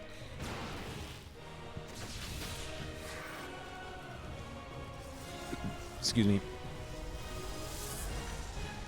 Alright, Falene, or sorry, Battery will be able to block this off so the Adept can't get in. That is good. What kind of defense can Mirage throw down at this point? What do we have on the field? It is just a Stalker. I'm going to be honest with you guys. Especially considering that he went for an Oracle. I'm not seeing it. I am not seeing this one. We will be able to overcharge the Oracle to get some damage done, but yeah, we're not even making a Void Ray for some reason. We're floating 400 almost. We're making probes. Oh my god, where did the Adept go? Surely the Adept scouted that there's no Nexus. Oh no, and a oh, Mirage has been completely buffooned. Yeah, I mean, Mirage is trying to be the one throwing out all the tricks and making his opponent confused out of his mind, but little did he know that he was the one that had no idea what was happening. Still making probes for some... Make a Void Ray! Like, what? We're getting attacked by 50 Stalkers before 5 minutes in the game. Make units! What are we... Like, what? Oh my god, we're floating so much money. Mirage! I'm about to pull the Rimbo. It's 600 minerals! Like, what the fuck? Oh my god. Okay. Mirage is definitely going straight to the gulag with this one. Oh man. He's gonna lose everything on the bottom as well.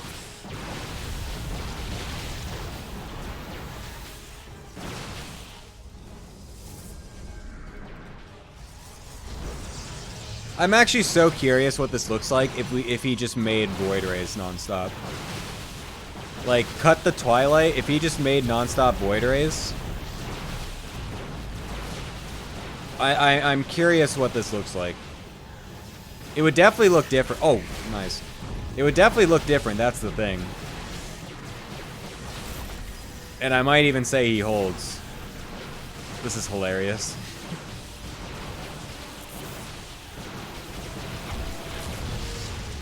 Oh my god, we have to warp in Zealots now because we don't have a Cyber either anymore. And there's the GG. Cognite able to get another map for the NoMonkeMagic. This is looking extremely dire now. Poor Falene. This is going to be very critical for Mirage to get a win. I mean, they cannot drop another map, is the thing. 6 is needed. And they're already on 5. With a whole match and a half still to go. There's plenty of opportunities at this point for NoMonkeMagic. They have gotten themselves... Wait, what is... Wait, am I... Okay, I was right. Sorry, I thought I had the wrong score. They've got themselves 3 match points to find a victory. Will they be able to do it? On the top left-hand side, the man that needs to get the job done to keep his team in this split. It is Mirage. On the bottom left-hand side of Persephone. Playing for the NoMonkeMagic just needs this one victory to seal it and send his team into the quarterfinals. It is Cognite.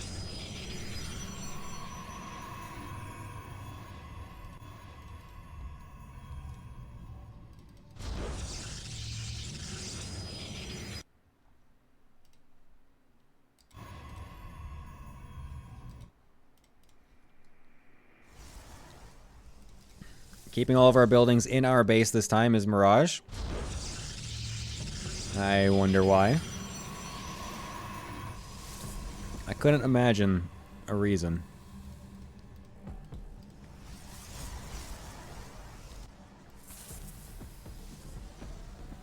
Again, I liked the idea. I thought it was well thought out. I thought it was a cool idea. However, you do need to react to what you scout. And when you realize that you're being one base all in, sometimes you just need more units.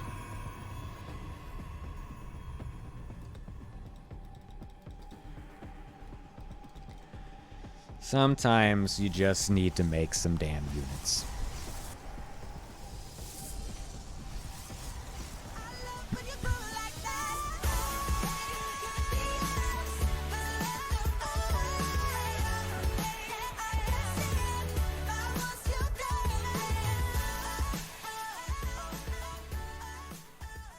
Thank you very much, Dying Common, who is currently at DreamHack Dallas and will be playing against none other than my boy Zaun, who is on my team later today. Thank you very much for the gifted sub. After he graciously gave out 2 wins to Rogue in the open qualies beforehand, letting a small-time player like him get a nice feel-good victory in the brackets and puts himself down the lowers. Honestly, you gotta respect it. You gotta respect it. Cognite letting the pylon finish as well, and it was timed so hilariously that Mirage's adepts finished their shade directly after the pylon finished. And so Mirage is going to be feeling terrible about this. Let's just be honest. This is literally awful. This is actually just the worst thing of all time. His Nexus is going to be so fucking late. This is the gamble that should never happen and should never pay off. I love Gemini, you know? And yet, here we are. And it's just, oh, it's just awful. Dude. His Nexus is going to finish by the time that Mirage gets his down. It's like, holy shit. Mirage is so far behind because Cognite took the gamble and let that pylon finish. If it was just a double stalker opener, then that pylon is a total waste and is literally just a useless pylon and just a total waste of minerals. But it was the double adept. He gambled correctly, and the double adept also completed their shade and didn't actually commit back at home to kill the pylon, because generally you're not supposed to take that gamble and let the pylon finish. So, yeah, Cognite's gamble has paid off quite heavily. Going to be going for the Robo and Twilight together as an interesting play as well. Not something you normally see. However, he did scout the fast Twilight, so he's just doing this as a precaution, I'd imagine, for Dark Templar, which, wow, would you look at that? There's Dark Templar coming out. So, wow, yeah, I feel like this is going to be, I'm going to be honest with you, a real uphill struggle for our boy Mirage. There's a lot of Adepts coming across the map, though. Perhaps this could do something. Maybe we find our way into a mineral line and deal way more damage than we're really supposed to. As Cognite definitely is very prepared for the DTs, and he is focusing on that. I'm not quite sure he's ready for what is now 7 Adepts walking right on in. Nicely timed block, though. Very apt. Oh my god, we're going to suicide onto the sentries? In 2025? In this meta? Hello? No siree. And now the double DT going to walk right into an Observer as well. Thankfully, Mirage is paying attention and will morph them and recall. Ew, barely getting out. Holy shit, 2 HP. Not even close. Calculated. But yeah, this is not looking that great for Mirage. Surprisingly, Mirage is only down 3 probes, and we're actually about to equalize. If we could just get these Adepts closer. Oh my god, we wall off our probes ahead of time. Yeah, alright, wait a minute. Hold up. This is not over. This is not over by any means. Probe count is equalized. The problem, of course, being that Mirage doesn't really have much tech behind this, but he does have charge already. He went straight into charge, which I actually love. And now he's just going to go into Immortals, and he has the DTs for Archons. Mirage is cooking. This is totally okay. He sees as well that it's Immortal and Blink, so he knows that his Charge Lot Immortal Archon composition is going to be totally fine against that once he can just get a few more units out.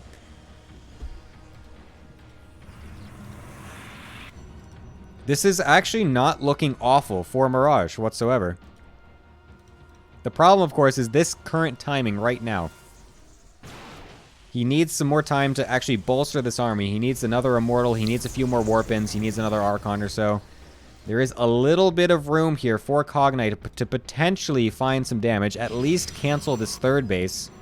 He wouldn't be able to go into the natural, but containing his opponent on 2 bases would be huge, and he should be scouting for this third, trying to go for the weakened Archon. I like it. But I think this is definitely an overextension. We don't actually want to be out this far with this many units. Charge not a... He didn't expect charge to be done this quickly, surely, because why would it be? And now he's going to just get run down. This is awkward. I feel like we should have been checking for third bases, not actually going balls deep into the natural.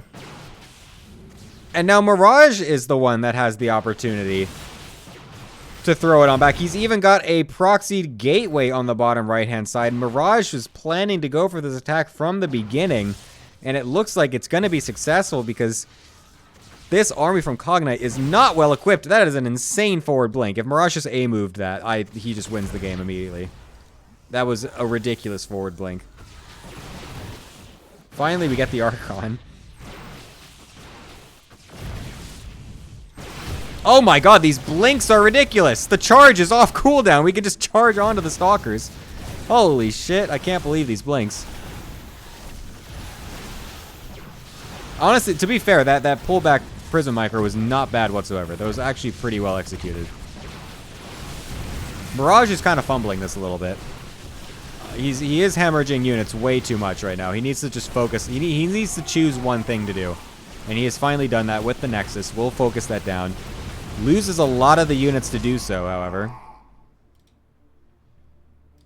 But does have 3 bases up of his own. What? Okay. Sure. Yeah. Okay. Alright, Zealots in the natural. The battery there is very nice. We'll be able to deal with those, but only so much energy. Nice hold position by the probes, and now a recall for Mirage to save most of those Zealots. Pretty nice defense from Cognite. Oh no, please realize. Mirage, no. What are we doing? What are we doing, Mirage? Oh, no. Oh, you realized, thank God. All right, Cognite's going to go back on the aggressive. Okay. Okay. I don't know how I feel about this, necessarily. Not quite sure how I feel. Obviously, the Blink Micro has been very good. I don't really like that the Immortals are here. If this was just the Stalkers and we're just trying to, like, you know, poke and prod and whatever, I think this is okay.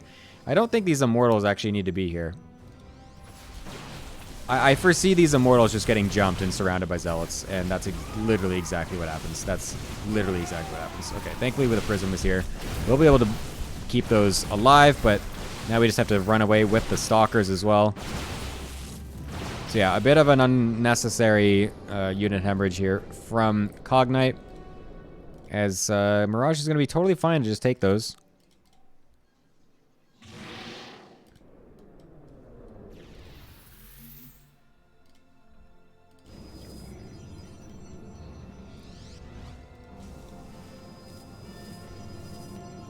And Mirage is going to go back on the offensive, warping in more units. How many gateways does he have? He's only on 7, though, so he does need to get a few more of those, and he is doing that, so he should be able to round that production out quite nicely.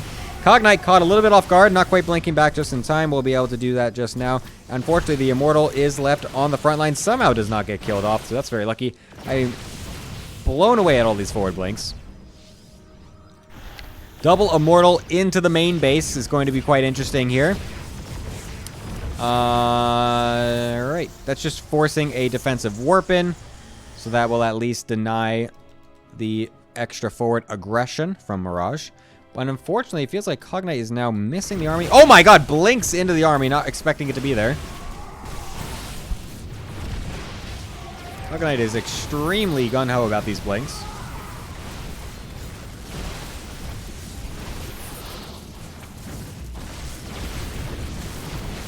I don't really know what to say.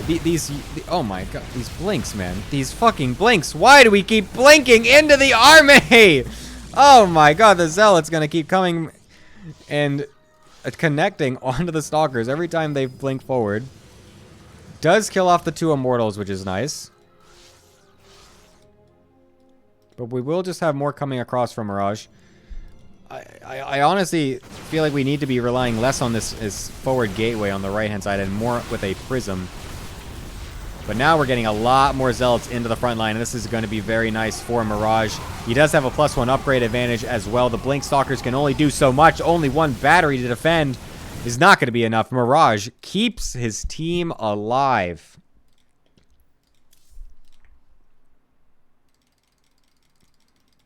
Very nicely done.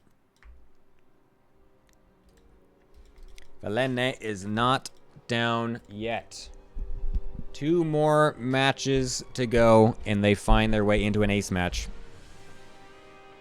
Once again, all NoMonkey needs is a single game.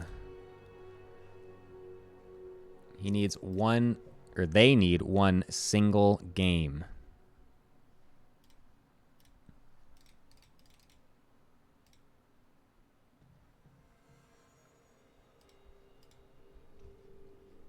And we're going to be going into none other than Pool 4 to end it all up.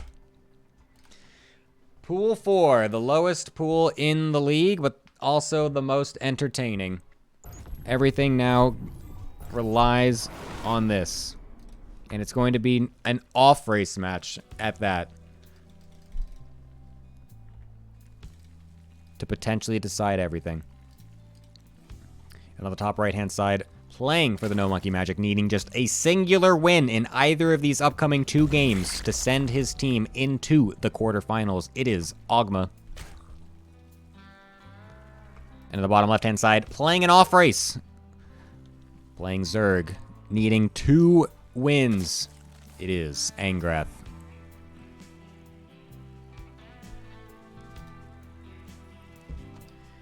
The reason he is off-racing is because we have an off-race rule, where if you are 600 MMR or more than your opponent, then you do need to off-race. So that way it remains, it keeps some level of evenness. because we can't have everything be perfect in how we split up the MMRs for the different matches. That's what the pool system is for. However, lower the super high and the super low end of the spectrum can make it a little difficult, and the MMRs can sometimes get a bit out of hand, so the MMR rule is there. So that way we can still have some even matches, even for some of the lower leagued players or some of the higher league ones. So keeps things even, interesting, and fun, because again, this is just a community team league, and that's what is the most important overall in the end.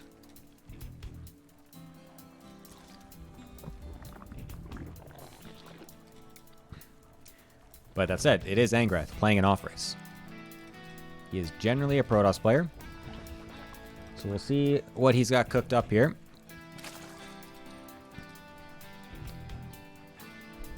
We will see if these builds are as stable and are as well made as my Subway sandwich that I ate before this cast. Because if it's as good as that, then I am fearing for Angrath's integrity. I'm so curious about this. Why is it that Subway, of all places, I love Gemini, you know. when you order a sandwich from them with lettuce, because I like lettuce. Lettuce is good. It's just a good thing to have on a sandwich, right? It's a good thing to put lettuce on a sandwich. It tastes good, and it's a good thing just to complement a sandwich, right? Why is it that anytime I order a sandwich from Subway and there's lettuce on the sandwich, it's just every single time I pick up this goddamn sandwich, just lettuce is just falling out of this goddamn sandwich? Like, do they purposefully train people at Subway to just not know how to do the only thing they need to do, which is make a sandwich? Like, I don't get it.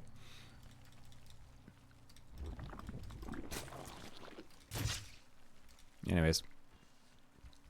It's a fast lair. Where is this lair? It's in the natural. It's totally scouted. Ogma is scouting the fast lair from Angrath. What is this play going to be? Angrath is going for an Evo chamber as well and a Roach one. It looks like it might just be a fast 2-base Roach speed all in or something. Like +1 Roach speed all in or some bullshit like that.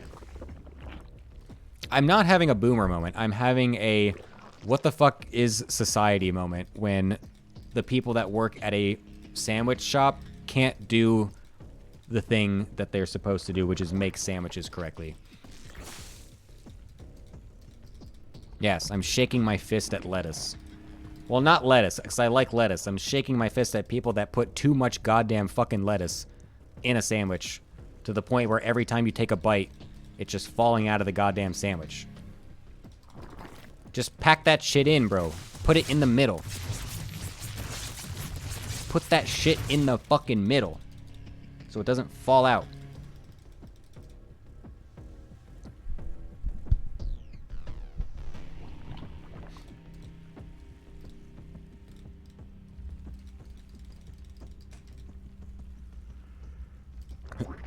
Alrighty. Second Evo chamber also for Angrath just to complete this wall. I would be surprised if he actually uses it. Is this game gonna just be like 5 minutes of nothing and then Angrath just makes like 20 roaches and walks across the map and then it either ends or not there? Is that what this is?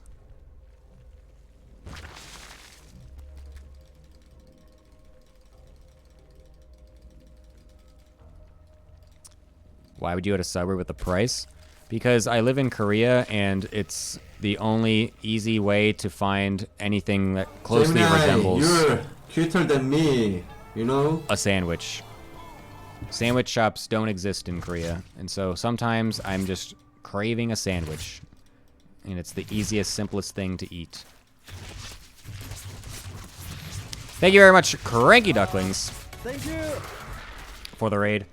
Hope you guys enjoyed whatever they were casting. Welcome to the ATL, the greatest and only team league of 2025. I love Gemini, you know? Korea has bread. That is only one of the ingredients of a sandwich. In fact, there's many more that is necessary.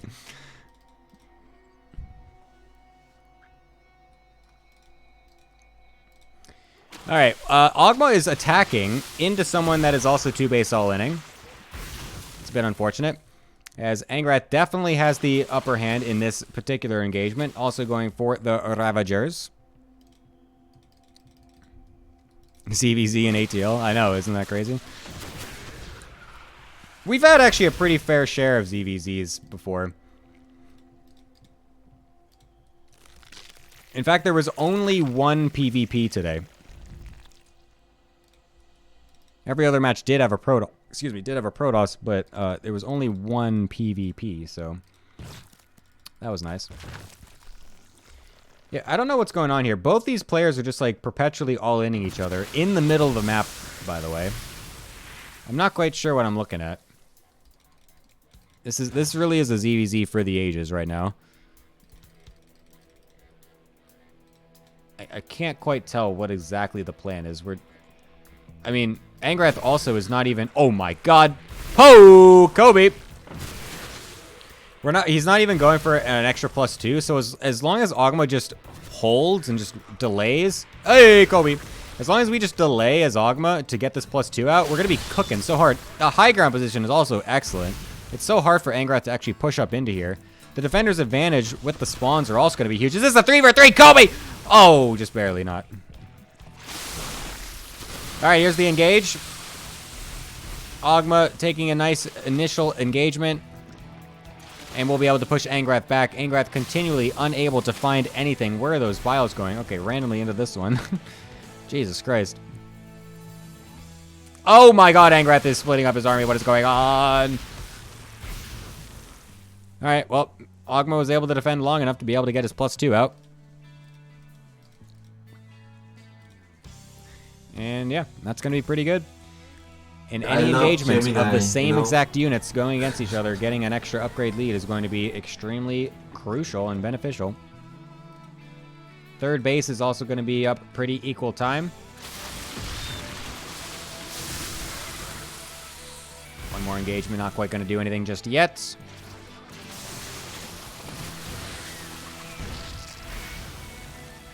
And yeah, Roach versus Roach is extremely cool and extremely interesting. Both players are continuing to just make roaches. I'm surprised there's only 3 Ravagers or so for each player. I feel like you definitely normally see more of those.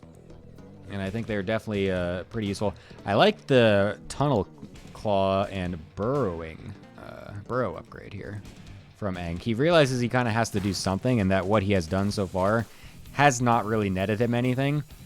So going for something a bit more interesting and something that'll also allow him to get into the mineral lines and create some havoc is definitely the correct play, I would say. But he does need to actually live to be able to do that, and Ogma is right on his front door, trying to make sure that he cannot allow any shenanigans. And here he goes, right on in, but moving back, even though there's nothing to dodge, and despite having a larger army. But the worst concave, Ogma does not quite feel confident enough yet to punch it through, as he now will give up the high ground position, and Angrath will be in a nice spot to be able to defend.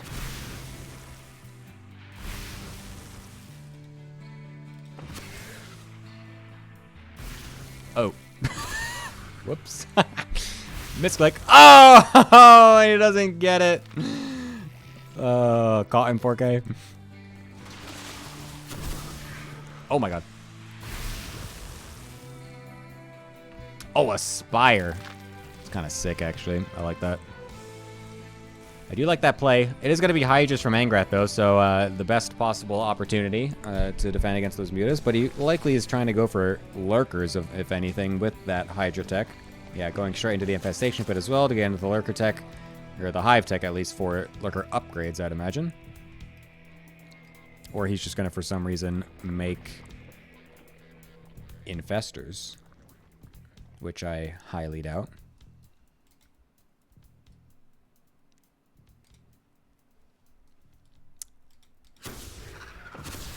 Up! Oh. It really is telling that the most interesting things of this game throughout so far has been whether or not the Overlord snipes have gone through. Alright, now for something interesting. It is time for the burrow roaches. Here we go. We're going to get a bunch of roaches burrowed up into the mineral lines. We should be splitting this up, though, getting half of them into the main base as well, but all of them are going to unburrow in the natural, and we'll be able to kill off quite a few drones. A very nice play. We'll be able to distract Ogma, and Angrath is going to do nothing at the same time. He could easily be walking into this third base with his whole army, but instead is just sitting in the middle of the map. Unfortunately, will lose his opportunity. As Ogma does respond to the roaches in the natural, even has a couple of mutas showing face, but now Angrath will be able to make it into the third base as those just bought barely enough time, so he will be able to still kill off the hatchery. A nice play from Angrath. Like I said earlier, he needed something to be able to split everything up, and was able to do just that, and even still has a roach alive in the main base, slowly attacking the spire. Will Ogma realize?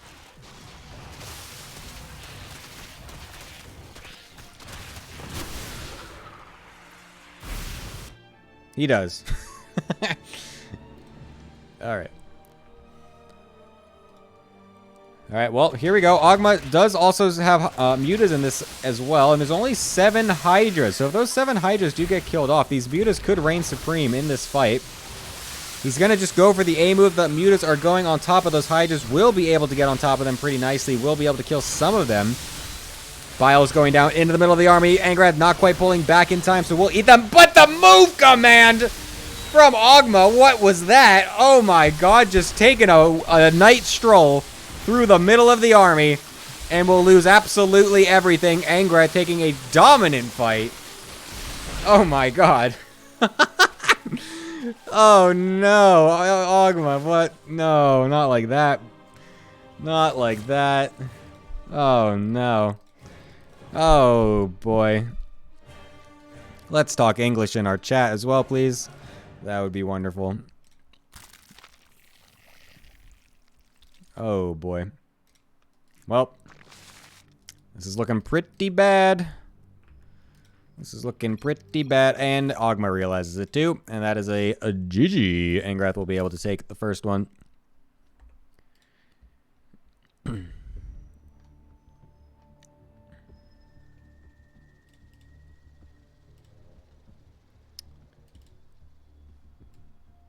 All right.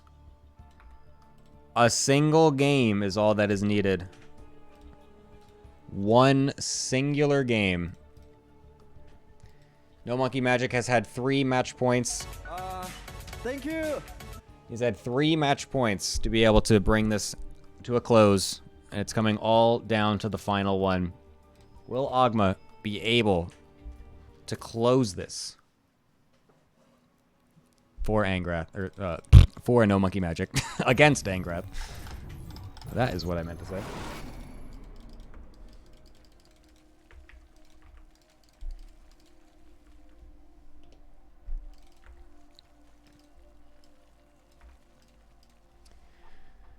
As we have spawning on the top left-hand side of Pylon, the man that needs the one single game to close everything out, it is Ogma.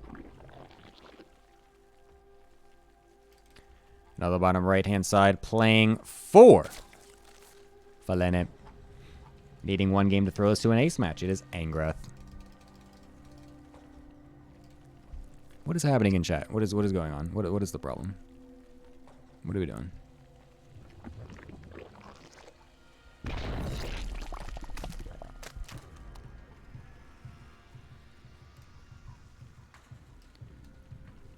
Alright. I don't know what's going on. Brandnesser, you've said some strange things. You get a 10. Anyways. Oh my god, it's an early pool. We have a 1-base pool coming down from Ogma to try and seal this nice and quick. Will it be a drone pull with it? I would love to see it, but it is a gas opener as well, so I would kind of, I would not expect a drone pull to go along with this. It is going to be just an early speed. Likely a Bangling Nest, if I had to say anything.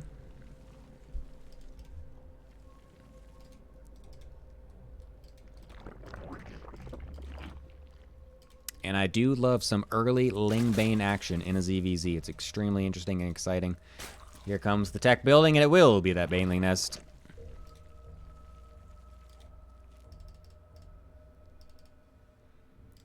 What is Aang's response? Will he even realize? He sees the Lings walking on across.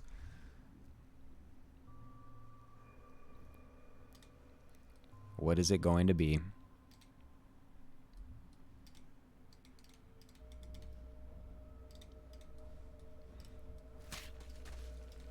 Oh my god. Angrath has nothing. He's got no gas. He's got a queen only halfway done. He's got the second one also halfway done at the natural. He's forced to pull his drones with the Lings.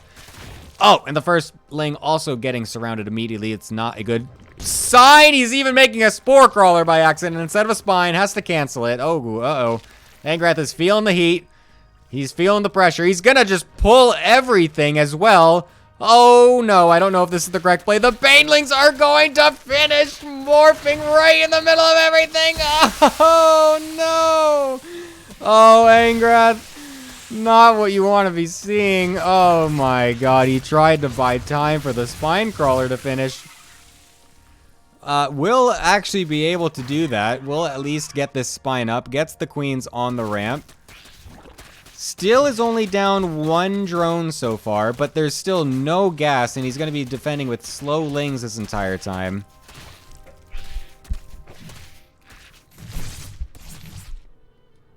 Is this a hold? Is this a hold? Looks like Ogma doesn't want to continue. He's actually going to expand. This is actually a hold from Angrath. Hold up. Hold up. This is not over yet. This is not over. This is Pool 4, guys. Remember that. It's not over until it's over in Pool 4. Anything is possible. Literally anything is possible as we run our Lings into the Banelings. Oh my god! Oh no, that's not it. But thankfully the spine is going to be good enough to hold it for now. The rest of the Lings weren't quite enough from Ogma, but good lord. Oh my god. Now with the hatchery even coming, look, Ogma wants to keep going. He doesn't really know what he wants to do.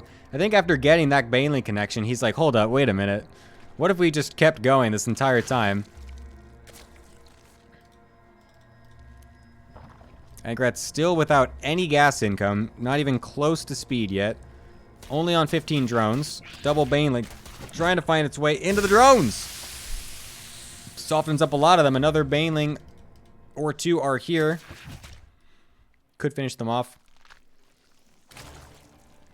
Yeah, honestly, Aang, just leave all your drones in the main. Just stop mining of the Nat. You don't need to do that.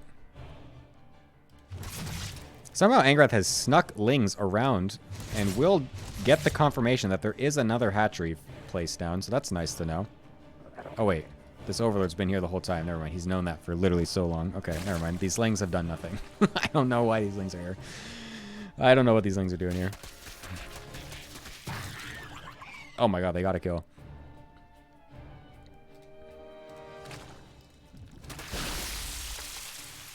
Oh my god, Angrath is going straight into Lair. At least that will buff up the HP a little bit, so that's nice. Hey, oop. Oh, 2 more drones. Angrath's still ahead in drones, so that's nice. Honestly, he's cooking. This looks okay. This looks completely okay, actually. We've got plenty of drones. We've solidified on 2 bases. We're getting a Lair. There's no way that Ogma is going to be able to break this anymore. We're actually getting a good, decent pack of Lings out as well. This is completely held. Angrath again almost accidentally making a Spore Crawler.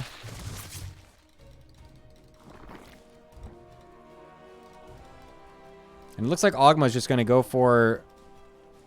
Actually, I don't even know what this is. I was going to say he's just going to go for like a follow-up Roach all in, but... What are we doing, Aang? Why are we walking across the map with our slow Zerglings? I mean, just making them in general just to like make sure we don't suddenly die is not the worst idea ever, but trying to send them across the map is confusing. I don't know how they've actually made it across the map. How has this even happened? How are we getting a full scout with slow Zerglings that just walked straight through the middle of the map in the middle of a bunch of other speedlings? Alright, well, that's a nice bit of scouting information for Angrath. Should be feeling pretty good about his position at this point.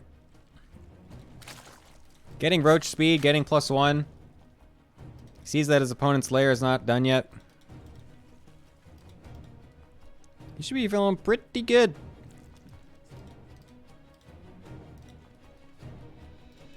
Just like to remind everybody, if you are unaware, this is pool 4 in our little league. Our pools are divided on MMR, so the lower the pool, the lower the MMR. This is the lowest pool, so just remember that. Any memery is just, that is a bit of memes, so don't be too harsh on some of the players, as this is like, you know, diamonds, high diamond-ish MMR, maybe mid-diamond.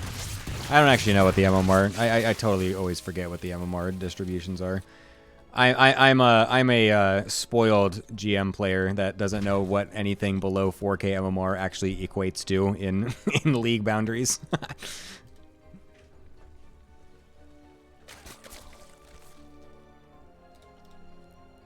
In my brain, like 4K MMR is still like platinum.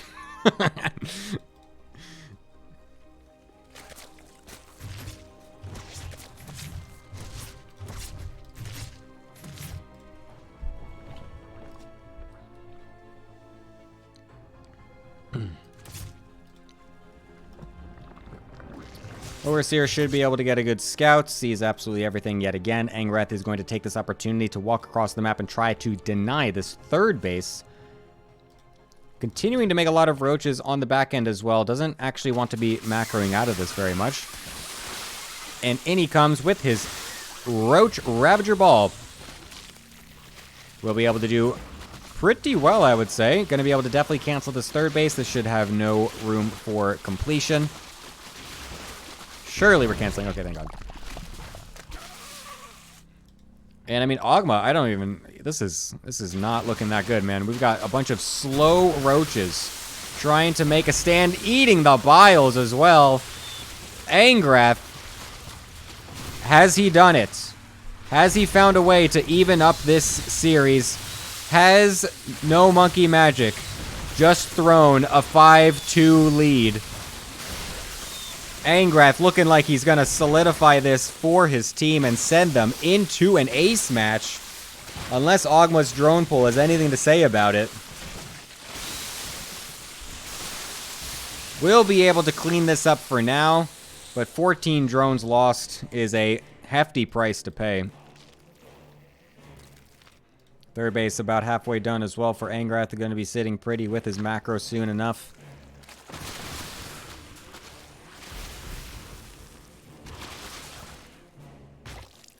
As Angrath continues to try and poke forward, do whatever he can to mess with Ogma and to make sure he's feeling the pressure. Well, if he could actually kill the Evo Chamber, that would be nice, because that is getting +2, and Angrath is not currently researching his. So if he could kill that, that would actually be excellent, and it looks like he probably will. Ogma, realizing this, tries to dissuade Angrath from going any further, wants that upgrade to finish, but there's no way you can let this one finish. This is just a very low HP Evo Chamber right here. Angrath kind of eating some biles and not actually killing this Evo Chamber just yet. Just wants to keep poking back and forth, doesn't really know what he wants to do with this attack, but I think he might just be able to end it anyways, because this army is just overwhelming.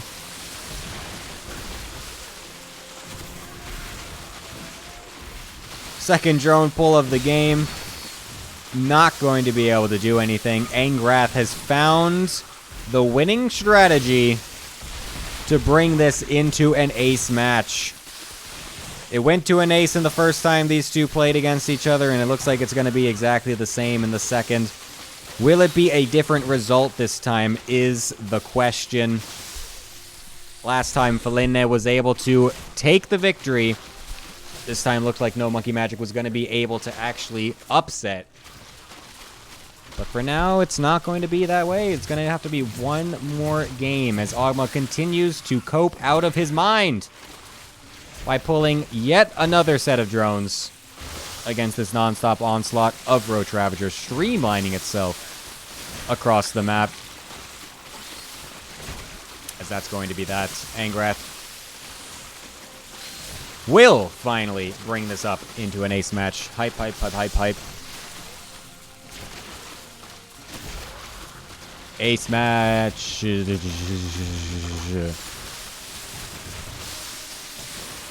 Okay, this game's over. Great! I'm gonna quit it. We don't need to watch this end anymore. There we go. Excellent. All right. It is an ace match. Holy shit. We've not had too many ace matches, actually, this split. Usually we actually have quite a lot of ace matches.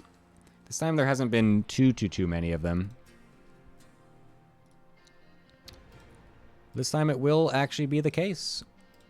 Pretty sick. Aha. And it's going to be... Well, I'll just wait and show you. I will just wait and show you what it is going to be.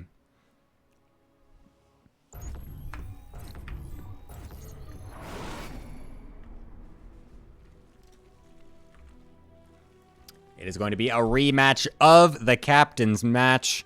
Another Spacey Mazy versus Ledalix. Best of one to decide everything.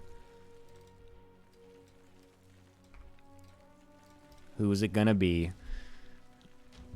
On the bottom left-hand side, playing for the Falene team.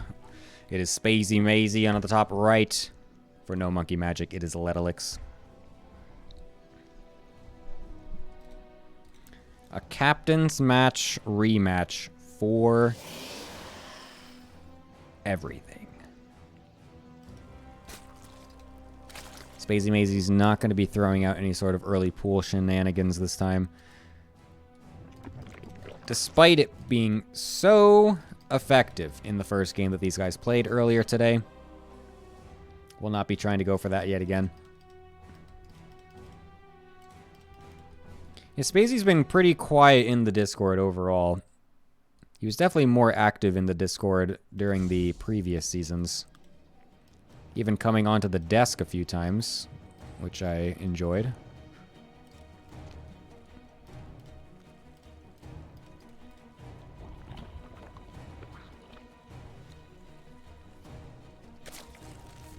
I'm going to be honest, with the way that this all kind of panned out, with how much Angrath was complaining about his teammates in the chat, and also given the fact that Ardent, the way he gave me these replays was that he gave me all of the regular match replays first together, and then like 7 minutes later gave me the ace match replay. I was so ready to flame Ardent. just to be like, wow, dude, thanks for sending me this ace match, this totally real ace match replay 7 minutes after the fact. This totally looks like you didn't just accidentally forget to give you an ace match replay. It was very much looking like it wasn't going to be an ace match. But it is. So here we are.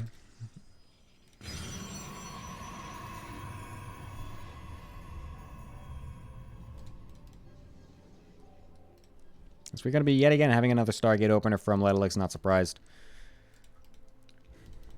Going for the cookie cutter standard stuff. We'll see if his follow-up is any different. Last time he went for the Stargate, it was a charge Archon attempt. However, he was swiftly denied. Actually, wait, no, he did do a sorry, that was the early pool game. That was just that game was just over from the beginning. He did the Archon drop follow-up. That's what he did. He did do an Archon drop with a quite fast third as well. He went very fast third and an Archon drop, which I thought was a nice build. And that game ended up going very nicely for him. So we'll see if he tries to go for the same thing or if he's going to switch it up. Overlord will survive. Nice placement from Spacey to be able to get the scout and also to get out without getting killed off.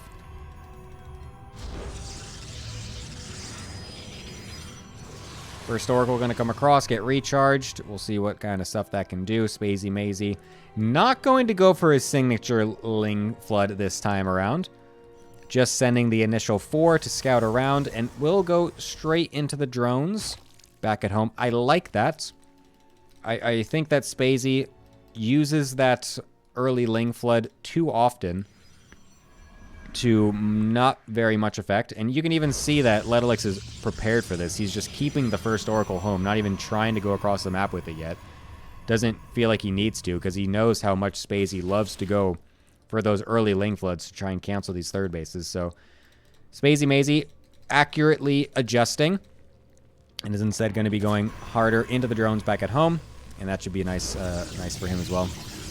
It's going to be the Robo Twilight follow-up for Ledalix, which is looking like it's going to probably be another one of those Archon drop follow-ups, and there's the Templar Archives to do just that.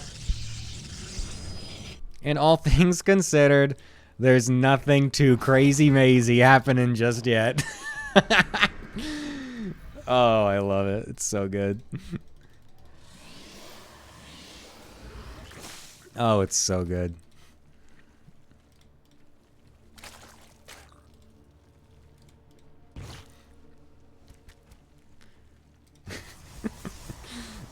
Yeah, we discovered this in the first in the normal best of 2 that happened.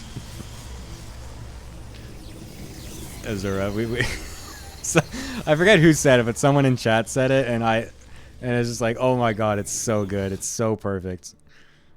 Every single time that Spacey plays from now on, I'm using that.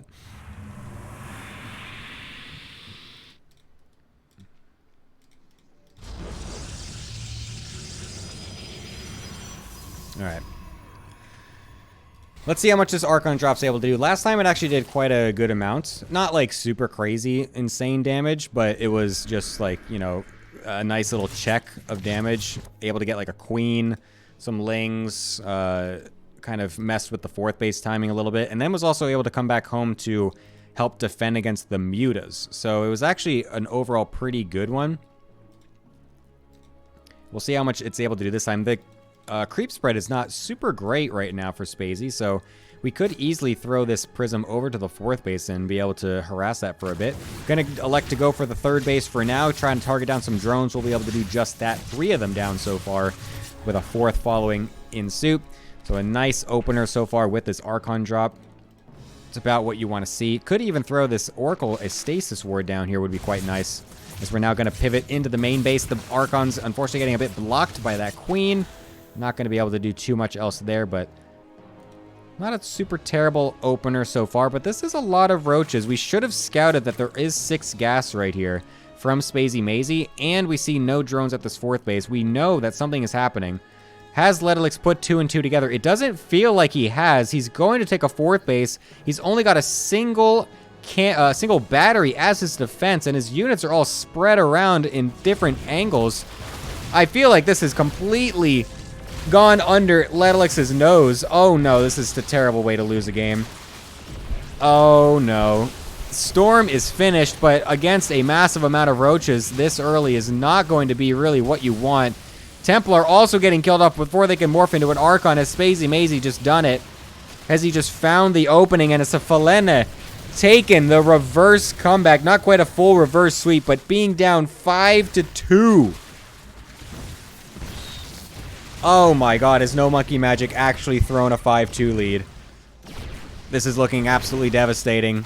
As Ledalix not identifying what was right under his nose. Everything going absolutely terribly for him. Roaches in every single base. Units spread all over the place. And Ledalix without too much of a trace left in this game. As that's the GG. Falene will do it again. Unfortunately for NoMonkeMagic, they will be dropped out of the league. An intense back and forth series, but it's not going to be it. Wow, I really thought that NoMonke was going to be able to clinch this one. They had such a strong lead from the beginning. A 5-2 is just, oh, that's brutal. That's crazy. 3 match points they blew. And then I guess 5 if you want to include the ace match. Or 4. Sorry, I can't count. Damn. That is brutal. That is extremely brutal. Well, that's going to be that. Let's go on over to our wonderful analyst desk, though, to Like talk blue about screen? those games. Hello, Yeah, the blue people. screen. Hello. Hello, hello. A very entertaining series. Super back and forth, going all the way to the ace. Honestly, I was very surprised that NoMonkey was able to end up throwing the whole series, but a bit unfortunate. But yeah, Revo, what did you like from this series? Anything that stood out to you? What were your thoughts? Actually, Angra played the best series of the games today, in my opinion. Mm. You know, like it was so nail-biting when it was 5-3, and was like, how are these players gonna manage this situation? Because it's down to one map, and his pool 4 played Belasted as well. It made it extra exciting to see. Okay, can we handle the pressure? Because apparently both players had known the result in advance of what's the score. Mm-hmm. And Ang just being like, I'm a heavy lifter. I'm gonna put my team on my back and carry you fellas. And when Danish Daddy comes in and finishes the series. Good games overall. Yeah, I mean, it's pretty cool when the pool 4 matches have the most pressure to actually like close out a series, because like the captain's pool, it's like they're kind of used to it. They play tournaments. They kind of know what it's like to play like more competitively. But the pool 4 players don't exactly have that kind of experience. So it's kind of cool when everything is on the line for them to close everything out. It makes for a more interesting match sometimes. So Angrath able to clutch it up and get those 2 to send it on to the ace match. Extremely huge for his team. Rake, what did you think of the series? Were you entertained at least? For me, it was one of the best series in the entire league. The best games for me was Spacey against Letalex, because the first game and the last game was very good. I liked the roller coaster between Cognite and Mirage. I also like the build order from Vingent, very based. Oh, with Marine those SCV all ACV in? pool. Oh, that's Yeah. so cringed. Yeah, the most cringe was second game between Angraf and Ogma with those banelings busting on drones. that was Save that one for the Gooners. yeah. But yeah, no, I think the oh, sorry, go ahead. keep going. Nihed throwing best no you in the whole StarCraft history with those Dark Shrine. I don't know. This was fire.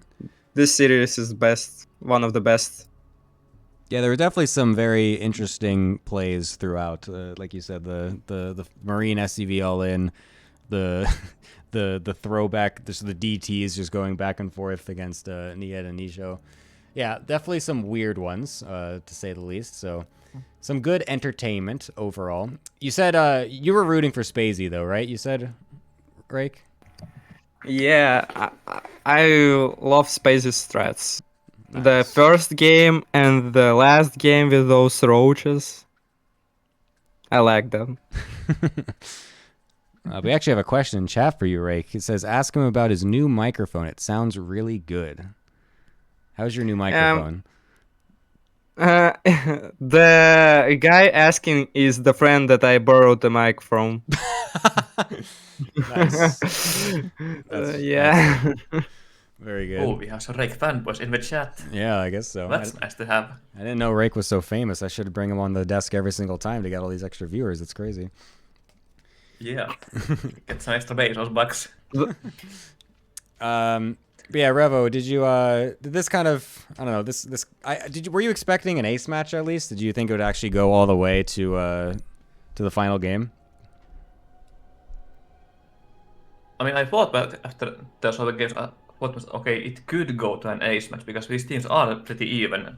And also before the match, I saw on the Wikipedia that, okay, they played ace match as well as last time. I thought, okay, it is a possibility. Mm-hmm. Then, and also considering that Wingingen pulled a Coco by showing that the opener looks similar.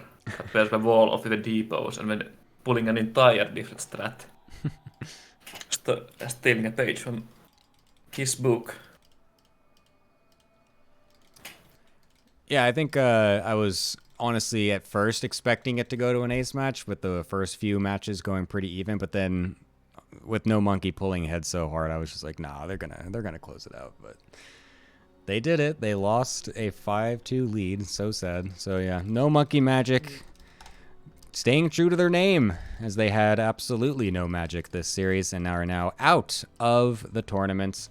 Bit unfortunate for them. They will be sitting in 5th place overall, and it will be Falene that will be going up against Smurf Time in the quarterfinals, which will be tomorrow.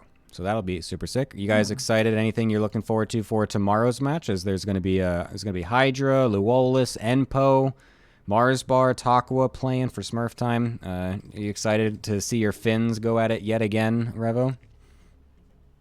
I'm kinda excited, but at the same time, I want to root for Spacey because I was on his team last year, and also because Lois rooted against me last season when I was against Echo. I'm still kind of salty about that. That's awesome. Because usually I'm like, yeah, I'm gonna root for my friends, and when Lois was like, no, Revo, you need to lose so that our team gets in. Oh my god, there's a Finnish civil war happening in the ATL. I had no idea. Oh, that's interesting. Okay. No, Turku isn't part of Finland. We sold it to Sweden yesterday. Okay. just kidding. But That's funny. Rake, 5-5 and an ace match between Luolis and Spacey would be pretty epic. Oh, that would be insane. Surely I Luolis want would not to- Luolis herself after that. I want to look up Luolis against Nisho because I wanted to give Nisho 0 chance, but recently Luolis managed to lose against DK. I thought Luolis is like TVP god, but now I want to watch this game. Yeah, I am also very interested in what happens in that match in particular. I am very interested. So yeah, that will hopefully be a banger, as I'm sure there will be a very few number of Gs happening at the end of the matches, if anything, if history has to say anything about that. But yeah, so hopefully some very entertaining Depending if stuff. the words end in the ing ending. Yeah, perhaps. Oh my god. Anyways, thank you guys for joining me here on the desk. It's always been a pleasure. So, any final closing words, Mr. Revo? Tomorrow's gonna be a banger match as well.